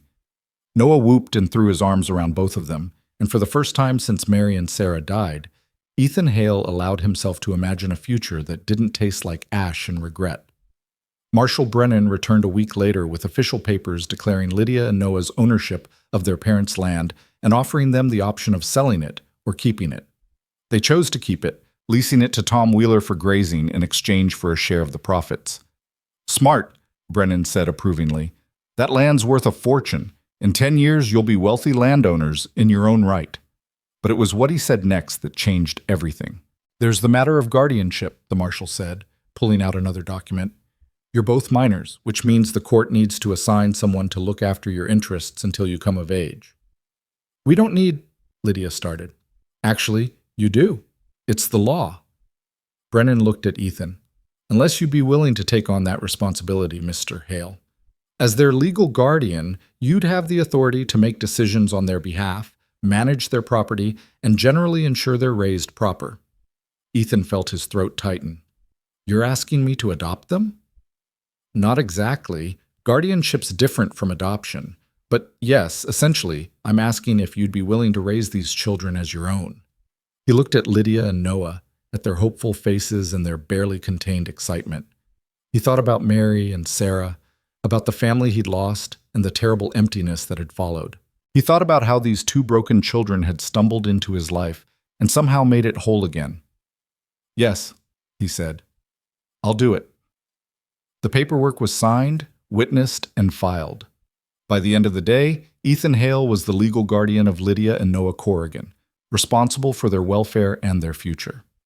That night, as they sat around the dinner table, a real family dinner with laughter and conversation and the comfortable chaos of people who belonged together, Noah asked the question that had been on his mind. Can we change our names? I don't want to be a Corrigan anymore. That name belongs to Uncle Raymond and all the bad things he did. Lydia looked at Ethan. Would that be all right, if we took your name? Ethan's vision blurred with unexpected tears. Lydia and Noah Hale. Yeah, I think that sounds just right. And so it was decided, officially and irrevocably. The Corrigan children became the Hale children, bound not by blood, but by choice, sacrifice, and the kind of love that grew from shared hardship and mutual protection. Over the following weeks, the valley slowly returned to normal. The barn was rebuilt with help from every rancher within 20 miles, each man bringing lumber or labor or both as payment for the stand Ethan had taken. The horses settled into their new accommodations, and Scout the colt grew strong and playful under Noah's devoted care. Lydia threw herself into learning everything about running a ranch, writing fence lines with Ethan and asking endless questions about breeding stock and water rights and winter preparations. She was thinking long-term now, planning for a future that finally felt secure. And Ethan, for his part, allowed himself to hope again, to plan, to imagine Noah growing tall and strong, learning to rope and ride, to picture Lydia finding her own path, maybe marrying someday, maybe running her own ranch, to see himself growing old surrounded by the noise and mess and beautiful chaos of family. The ghosts of Mary and Sarah never quite left. He still visited their graves on the hillside, still told them about Lydia and Noah and the strange path his life had taken.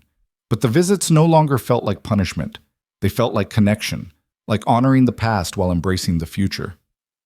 One evening, as winter's first snow began to fall, Ethan stood on the porch and watched Lydia teaching Noah how to throw a lasso in the yard. Their laughter carried on the cold air, and lights glowed warm in every window of the house. Pete Harrison rode up, ostensibly to check on a fence repair, but really just to visit.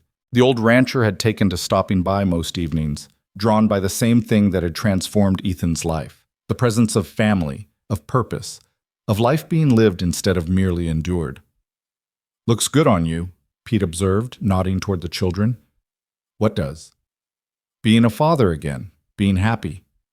The old man smiled, told you that you'd end up with a family whether you planned for it or not. Ethan watched Noah finally land a loop around the fence post, saw Lydia's proud smile and her brother's triumphant dance. Best accident of my life. Wasn't an accident, Pete said.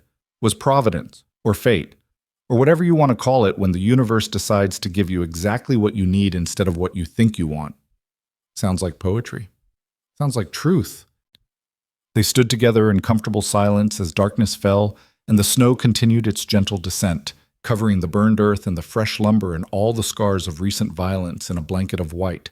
It felt like forgiveness, like renewal, like a second chance neither the children nor Ethan had dared to hope for but had somehow found in each other. The snow fell steadily through the night, and by morning the valley wore a coat of white that softened every harsh edge and made the world feel clean again. Ethan woke early, as always, but for the first time in years the silence of pre-dawn didn't feel oppressive. He could hear the soft sounds of breathing from the other bedrooms, the creak of the house settling around its new inhabitants, the distant nicker of horses in the rebuilt barn. He made coffee and stood at the kitchen window, watching light creep across the snow-covered pastures. Behind him, footsteps announced Lydia's arrival. She'd taken to waking early too, joining him in these quiet morning hours before Noah got up and the day's work began. Couldn't sleep? Ethan asked without turning around. Bad dreams, she admitted, pouring herself coffee. I keep seeing Uncle Raymond's face. Keep hearing him tell those men to get rid of us. That'll fade with time. Will it? She joined him at the window. Or do some things stay with you forever? Ethan thought about Mary and Sarah, about the fever dreams that still occasionally woke him in the night. Some things stay, but they get quieter, less sharp, and eventually you realize you're strong enough to carry them without them carrying you. They stood in companionable silence until Noah shuffled in, rubbing sleep from his eyes. The boy had grown in the months since that first desperate night on the porch. Not just taller, though he was that too, but stronger, more confident. The haunted look had faded from his eyes, replaced by the natural curiosity and mischief of a child allowed to be a child again. Is it too cold for Scout? Noah asked. His first thought is always for the colt who'd become his particular responsibility. Never too cold for horses if they've got shelter, Ethan said. But you can take him an extra measure of oats if you want. The boy's face lit up, and he was pulling on his coat before Ethan finished speaking. Lydia watched her brother go with a soft smile. He's happy here, she said. Really happy. I don't think I've seen him like this since before. She stopped, swallowing hard. Before you lost your parents, Ethan finished gently. You can say it. Talking about them doesn't dishonor their memory. I know, it's just, sometimes I feel guilty. For being happy when they're gone. For finding a home here when theirs burned to ash. Ethan set down his coffee cup and turned to face her fully. Your parents loved you. They died trying to protect you from that fire. You think they'd want you to spend the rest of your life in grief? Or would they want exactly what's happening now? You and Noah safe, cared for, building a future. The second one, Lydia whispered, but knowing it and feeling it are different things. They are. But you'll get there. He hesitated, then added, I had the same guilt after Mary and Sarah died. Felt like I was betraying them every time I laughed or enjoyed something. Took me a long time to understand that living wasn't betrayal. That the best way to honor the dead is to embrace life with everything you've got. Lydia's eyes were bright with unshed tears. Is that what Noah and I are to you? A way to embrace life again? Your family, Ethan said simply. That's what you are. She hugged him then, fierce and quick, and Ethan felt something settle deep in his chest, something that felt like peace. The day unfolded with the comfortable rhythm they'd established over the past weeks. Ethan and Lydia worked on repairing fence posts damaged by the fire, while Noah helped Pete Harrison, who'd taken to stopping by most mornings, sort through the salvageable equipment from the burned barn. The work was good, productive, the kind that made you tired in a satisfying way. Around midday, Tom Wheeler rode up with news that wiped the contentment from everyone's faces. Deputy Cooper's coming, Tom said without preamble. Bringing some people from Helena. Said it's official business regarding the Corrigan estate. Ethan felt his jaw tighten. Raymond's dead. What more official business could there be? Don't know, but Cooper seemed uncomfortable about it. Said he was just following orders. Tom dismounted and accepted the coffee Lydia offered him. Thought you should have warning. They didn't have to wait long. Within the hour, 3 riders appeared on the valley road. Deputy Cooper led the way, followed by a man in an expensive suit who sat his horse awkwardly, and a woman in her 50s with kind eyes and a determined set to her jaw. Ethan met them in the yard, Lydia at his side and Noah peeking around the doorframe. Cooper dismounted and tipped his hat, looking genuinely apologetic. Mr. Hale, Miss Corrigan, I'm sorry to intrude, but there's been a development. He gestured to the suited man. This is Mr. Edwin Hartwell, attorney for the Corrigan estate, and this is Mrs. Margaret Brennan, Raymond Corrigan's half-sister. Ethan's hand moved instinctively toward his rifle. Raymond's sister. Half-sister, the woman corrected, stepping forward with surprising grace. We shared a father but different mothers, and I haven't spoken to Raymond in 20 years. When I heard about his arrest and execution, I also heard about you, Lydia. About you and your brother. Lydia's face had gone pale. What do you want? Margaret Brennan's expression softened. To meet my niece and nephew, if you'll allow it. To tell you about your grandmother, my mother, who died never knowing she had grandchildren, and to make things right, if I can. The lawyer, Hartwell, cleared his throat. Mrs. Brennan has come to settle certain matters regarding the Corrigan family estate. Perhaps we could discuss this inside? Ethan wanted to refuse, to send them all away and protect the fragile peace they'd built, but Lydia straightened her shoulders and nodded. All right, but Noah stays with me. Inside, they gathered around the kitchen table, the same table where so many crucial decisions had been made. Hartwell spread papers across the scarred wood while Margaret Brennan studied Lydia and Noah with eyes that glistened with emotion. You look like my sister, Margaret said softly. Your mother. She was beautiful, kind. When she married Marcus Corrigan, I was happy for her. I thought she'd found a good man from a good family." Her voice hardened. "I didn't know what Raymond had become. Didn't know about the gambling, the debts, the violence. By the time I learned the truth, it was too late." "Too late for what?" Lydia asked, her voice carefully neutral. "Too late to warn your parents? Too late to stop what happened." Margaret's hands clenched on the table. "When news of the fire reached me in St. Louis, something felt wrong. Your mother and I exchanged letters regularly, and in her last one she mentioned Raymond asking about the land, pressing Marcus to sell. She was worried. I should have acted on that worry, but I was dealing with my own problems, and I told myself it was none of my business." "It wasn't your fault," Lydia said quietly. "Raymond made his choices." "Perhaps, but I carry the guilt nonetheless." Margaret took a deep breath. "Which is why I'm here. Mr. Hartwell?" The lawyer adjusted his spectacles. "Upon Raymond Corrigan's execution, his assets were seized by the territory to settle his debts and compensate his victims. However, there remains the matter of the original Corrigan family estate, a property in Missouri that belonged to your grandfather. When he died, it should have passed to his children equally. Raymond claimed it all through forgery and legal manipulation, cutting out his half-sister entirely. I didn't fight it at the time," Margaret said. "I had married well, didn't need the money, and frankly wanted nothing to do with Raymond. But now circumstances have changed. The courts have ruled that the Missouri property is rightfully mine. It's worth approximately $15,000. Ethan heard Lydia's sharp intake of breath. $15,000 was a fortune, enough to buy a ranch twice the size of this one, enough to secure Noah's future and Lydia's for decades to come. "I don't want your money," Lydia said, though her voice shook slightly. "It's not my money I'm offering," Margaret replied. "It's your inheritance. Your mother was my sister, and she should have received her share of that estate. Since she can't, it belongs to you and Noah." She pushed a document across the table. "I've had Mr. Hartwell draw up papers transferring my claim to you. All it requires is your signature." Lydia stared at the papers like they might bite her. "Why? You don't even know us." "Because family should take care of family. Because I failed your mother and I won't fail her children." Margaret's voice grew fierce. "And because Raymond took enough from you. It's time the Corrigan name gave something back." Ethan watched Lydia struggle with the decision, saw the distrust warring with hope on her young face. Finally, he spoke. "Lydia, this is your choice. But if it were me, I'd take it.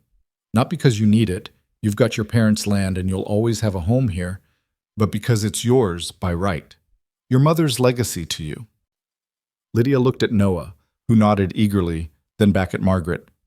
"If we take this, what do you want in return?" "Nothing," Margaret said firmly. "Except perhaps the chance to know you both, to tell you stories about your mother when she was young, to be the family you deserve." Something in Lydia's expression cracked open. She reached for the pen with trembling hands and signed her name.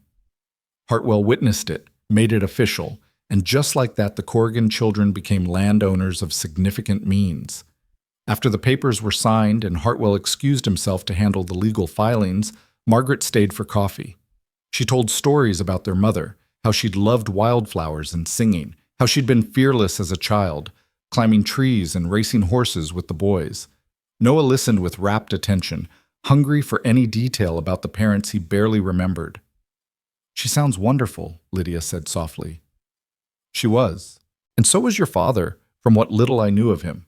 They loved each other deeply, and they loved you two more than anything." Margaret reached across the table and took Lydia's hand.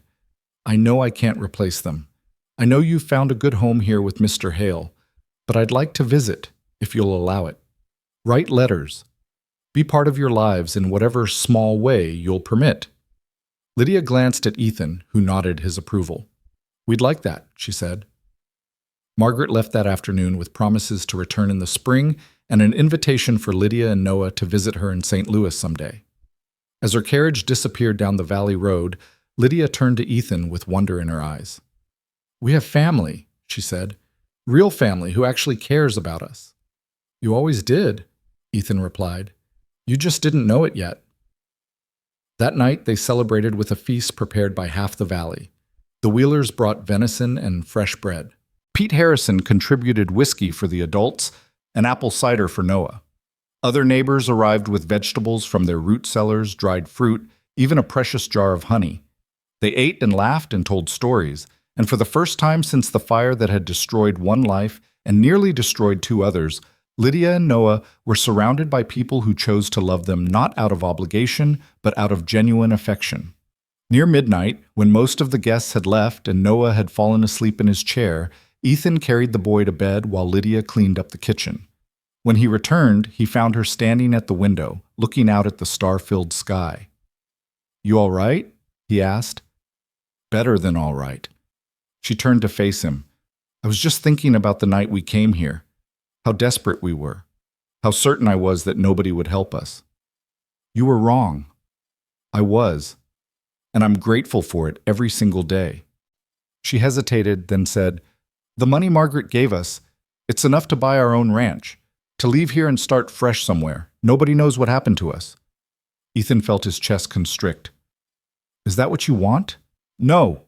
The word came out fierce and certain. "This is our home. You're our family. I don't want to leave." She looked down at her hands. "But I needed you to know that we're staying by choice, not because we have nowhere else to go. You deserve to know that."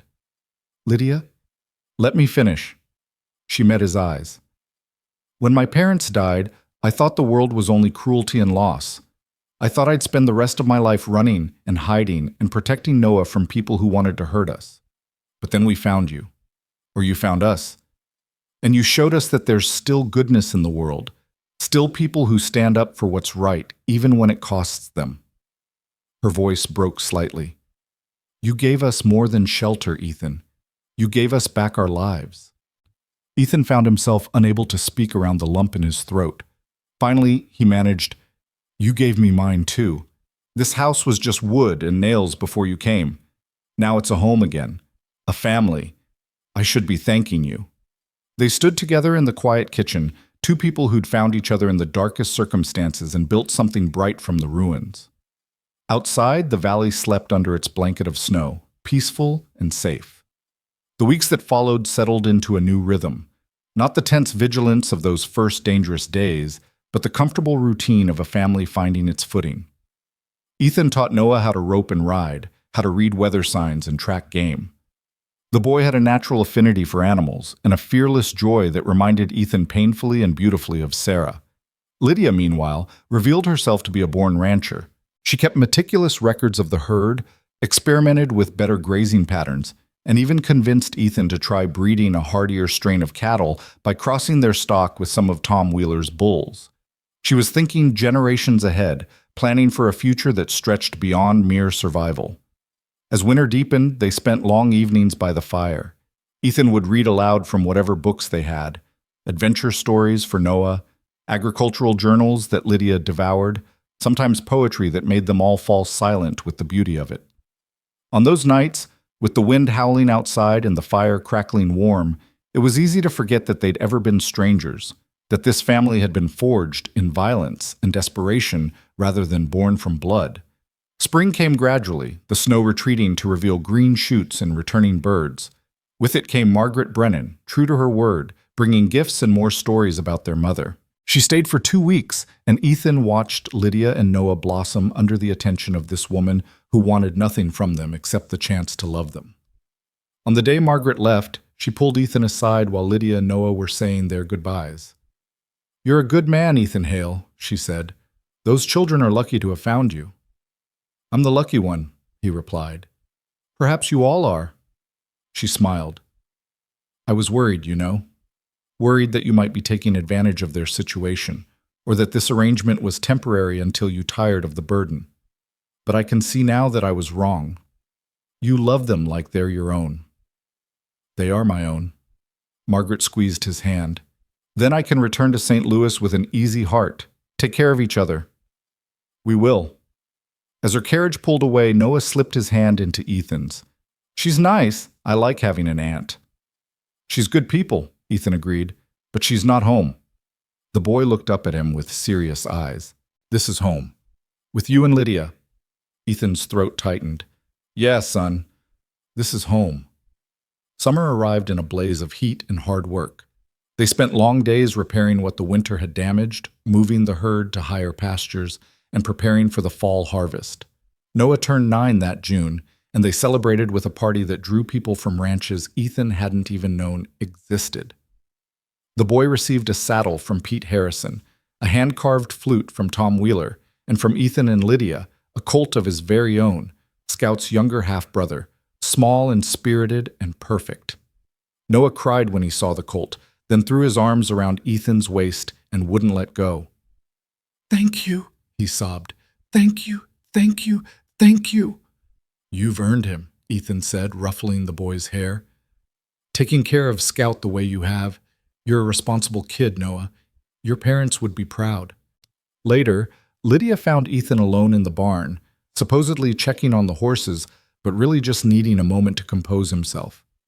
"You're getting soft," she teased gently. "Maybe," he admitted, "but I don't mind it." She leaned against the stall door beside him.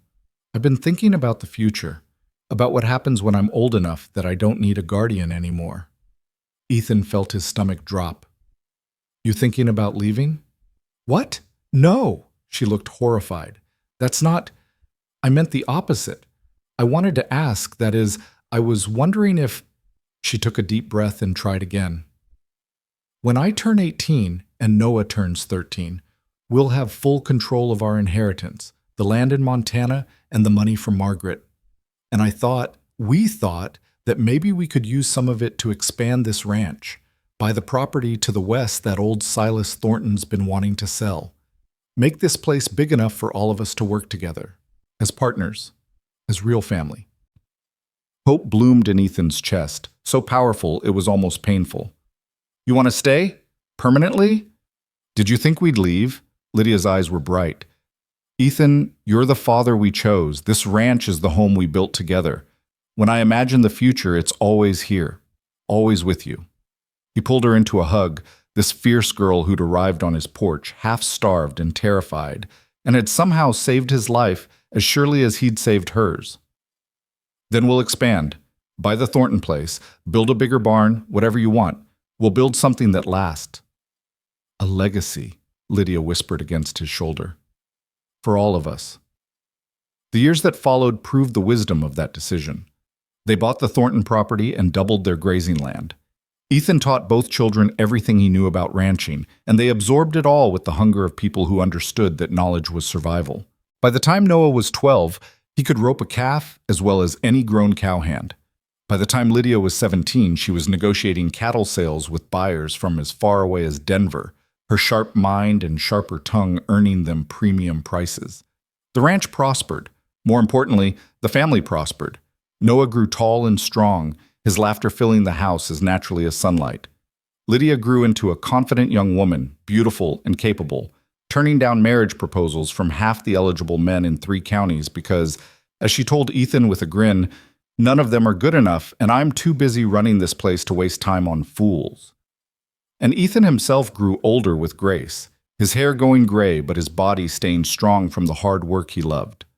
The ghosts of Mary and Sarah never fully left, but they became gentle presences rather than haunting absences. He still visited their graves, but now he brought Lydia and Noah with him, introducing the children he'd lost to the children he'd found, linking past and future in a way that felt like healing. On a crisp autumn morning, 5 years after that desperate knock on his door, Ethan stood on his porch and surveyed the valley. The barn, rebuilt and enlarged, stood solid and proud. Cattle dotted the hillsides, fat and healthy. Smoke curled from the chimney of the house that had once echoed with emptiness, but now rang with voices and life. Noah was in the corral working with a young horse, his movements confident and sure. Lydia was in the office. They'd built her an office in the new addition, going over the books and planning their breeding program for next spring. Pete Harrison rode up, as he did most mornings, drawn by the same things that had transformed this place: community, purpose, family. "Looking prosperous," Pete observed, accepting the coffee Ethan handed him. "We've been blessed," Ethan agreed. "More than blessed. You made this happen, took 2 lost kids and gave them a future. Hell, you gave yourself a future." Pete sipped his coffee and smiled. Never thought I'd see the day when lonely Ethan Hale had the fullest house in the valley. Life's funny that way, Ethan said. You think you know how your story ends, and then it takes a turn you never expected. Best kind of story, Pete said. The kind that surprises you. They stood in comfortable silence until Lydia emerged from the house, waving a letter. It's from Aunt Margaret. She's coming for Christmas and bringing someone she wants us to meet. Who? Noah called from the corral. She doesn't say. Just says it's a surprise and we'll love it. Lydia's eyes danced with excitement. We'll need to fix up the guest rooms. Maybe hire someone to help with the cooking if we're going to host properly. I'll ask Mrs. Wheeler if she knows anyone, Ethan said, watching his daughter, because that's what Lydia was now, in every way that mattered, practically vibrate with plans and possibilities. That Christmas was the fullest the house had ever been. Margaret arrived with her surprise. A kind man named Robert, who she introduced as her fiancé, a widower with grown children who treated Lydia and Noah with warm affection. The Wheelers came with their entire extended family. Pete Harrison brought his wife, who'd been ill but was recovering. Even Marshal Brennan stopped by, now retired but still commanding respect in his civilian clothes. They feasted on roasted turkey and ham, on pies and cakes and vegetables from the root cellar. They sang songs and told stories and played games that had Noah laughing so hard he got the hiccups. And late that night, when the guests had finally left and Noah had fallen asleep on the sofa, Ethan found himself alone with Lydia and Margaret in the quiet kitchen. It's been 5 years, Margaret said softly. 5 years since that terrible night when Raymond died and I learned about you children. I've watched you grow from frightened survivors into this, she gestured around the warm, lived-in kitchen, into a real family. It's more than I hoped for. It's more than any of us hoped for, Lydia said, taking Ethan's hand. But it's what we built together. Margaret smiled through tears. Your mother would be so proud of you, both of you. And Ethan, she turned to him. You gave her children the life she would have wanted for them, the life Raymond stole. There's no way to repay that debt. There's no debt, Ethan said firmly. They gave me as much as I gave them, maybe more. Then call it even, Margaret said, and let's toast to the future instead of the past. They raised their glasses, whiskey for the adults, cider for Noah, who'd woken up and wandered in, and drank to family, to survival, to the beautiful unexpected turns that life could take if you were brave enough to open your door to strangers in the dark. The years continued to unfold with their mixture of joy and hardship, triumph and loss. They weathered bad winters and good summers, cattle sick with fever and calves born healthy and strong. Noah grew into a young man who could gentle the wildest horse and whose laughter could still light up a room. Lydia became one of the most respected ranchers in the territory, known for her fair dealings and sharp instincts. And Ethan grew older, content in a way he'd never thought possible again. His body ached more in the mornings and he moved a bit slower than he used to, but he was surrounded by love and purpose. The ranch that had nearly died with him had become a thriving enterprise that would continue long after he was gone. On the 10th anniversary of that first desperate knock on his door, Ethan woke to find Lydia and Noah already up, preparing breakfast in the kitchen. They'd grown into capable adults, Lydia 25 now and Noah 19, but they still lived and worked on the ranch, had never seriously considered leaving. Morning, old man, Noah teased as Ethan shuffled in. Morning, pup, Ethan shot back, their long-established banter as comfortable as worn boots. Lydia set a plate of eggs and bacon in front of him. We have something for you. She produced a wooden box, beautifully carved with images of horses and mountains and the valley spread out beneath a wide sky. Inside was a deed, the original deed to his ranch, but amended now to include 3 names: Ethan Hale, Lydia Corrigan Hale, Noah Marcus Hale. It's official now, Lydia said softly. Equal partners. This ranch belongs to all of us, legally and forever. Ethan traced the names with his finger, his vision blurring. You didn't have to do this. Yes, we did, Noah said. You gave us everything, your home, your name, your love. This is just making official what's always been true. We're family. We're in this together. Until the end, Lydia added. Until the end, Ethan agreed, pulling them both into a hug. They worked that day like they worked every day, together, in harmony, building something that would outlast them all. And that evening, as the sun set over the valley in streaks of gold and crimson, Ethan sat on his porch with Lydia and Noah beside him and felt the kind of deep, abiding peace that only comes from a life fully lived. "You ever regret it?" Lydia asked suddenly, opening that door to us. Ethan thought about the question seriously, as it deserved. He thought about the fear and the violence, the desperate fights and sleepless nights. He thought about the risk he'd taken, the danger he'd invited into his carefully controlled world. Then he looked at the two people beside him, adults now, but still carrying echoes of the desperate children who'd stood on his porch asking for mercy in a merciless world. He thought about the laughter that filled this house, the legacy they were building together, the family they'd chosen to become. "Not once," he said firmly, "not for a single second." Noah leaned his head on Ethan's shoulder. "Good, because we don't regret knocking." They sat together as darkness fell and stars emerged overhead. Three people bound not by blood, but by something stronger, by choice, by sacrifice, by the kind of love that grows from shared hardship and mutual protection and the simple, profound act of opening a door when someone desperate needs shelter. The valley settled into night around them, safe and peaceful. And in that moment, Ethan Hale understood what he'd learned over the past 10 years. That sometimes the bravest thing you can do is let someone in. That family isn't always the one you're born into, but sometimes the one you build from broken pieces and desperate hope. That redemption comes not from forgetting the past, but from honoring it while embracing the future. He'd lost everything once and thought his story was over. But two frightened children had knocked on his door and shown him the truth, that every ending is also a beginning, and that the greatest stories are the ones we never see coming, the ones that surprise us, the ones that save us, the ones that remind us why we keep opening doors even when we're afraid, why we keep choosing hope even when despair seems easier, why we keep building families even when we've lost everything. Because life, in all its messy glory, is worth living, and love, in all its forms, is worth fighting for. The barn door stood open in the darkness, a square of golden light against the night. Inside, horses dozed in their stalls, safe and warm. And on the porch of the house that had once echoed with loneliness but now rang with laughter and love, three people sat together and watched the stars come out over the valley they'd fought to protect and learned to call home. It was enough. More than enough. It was everything.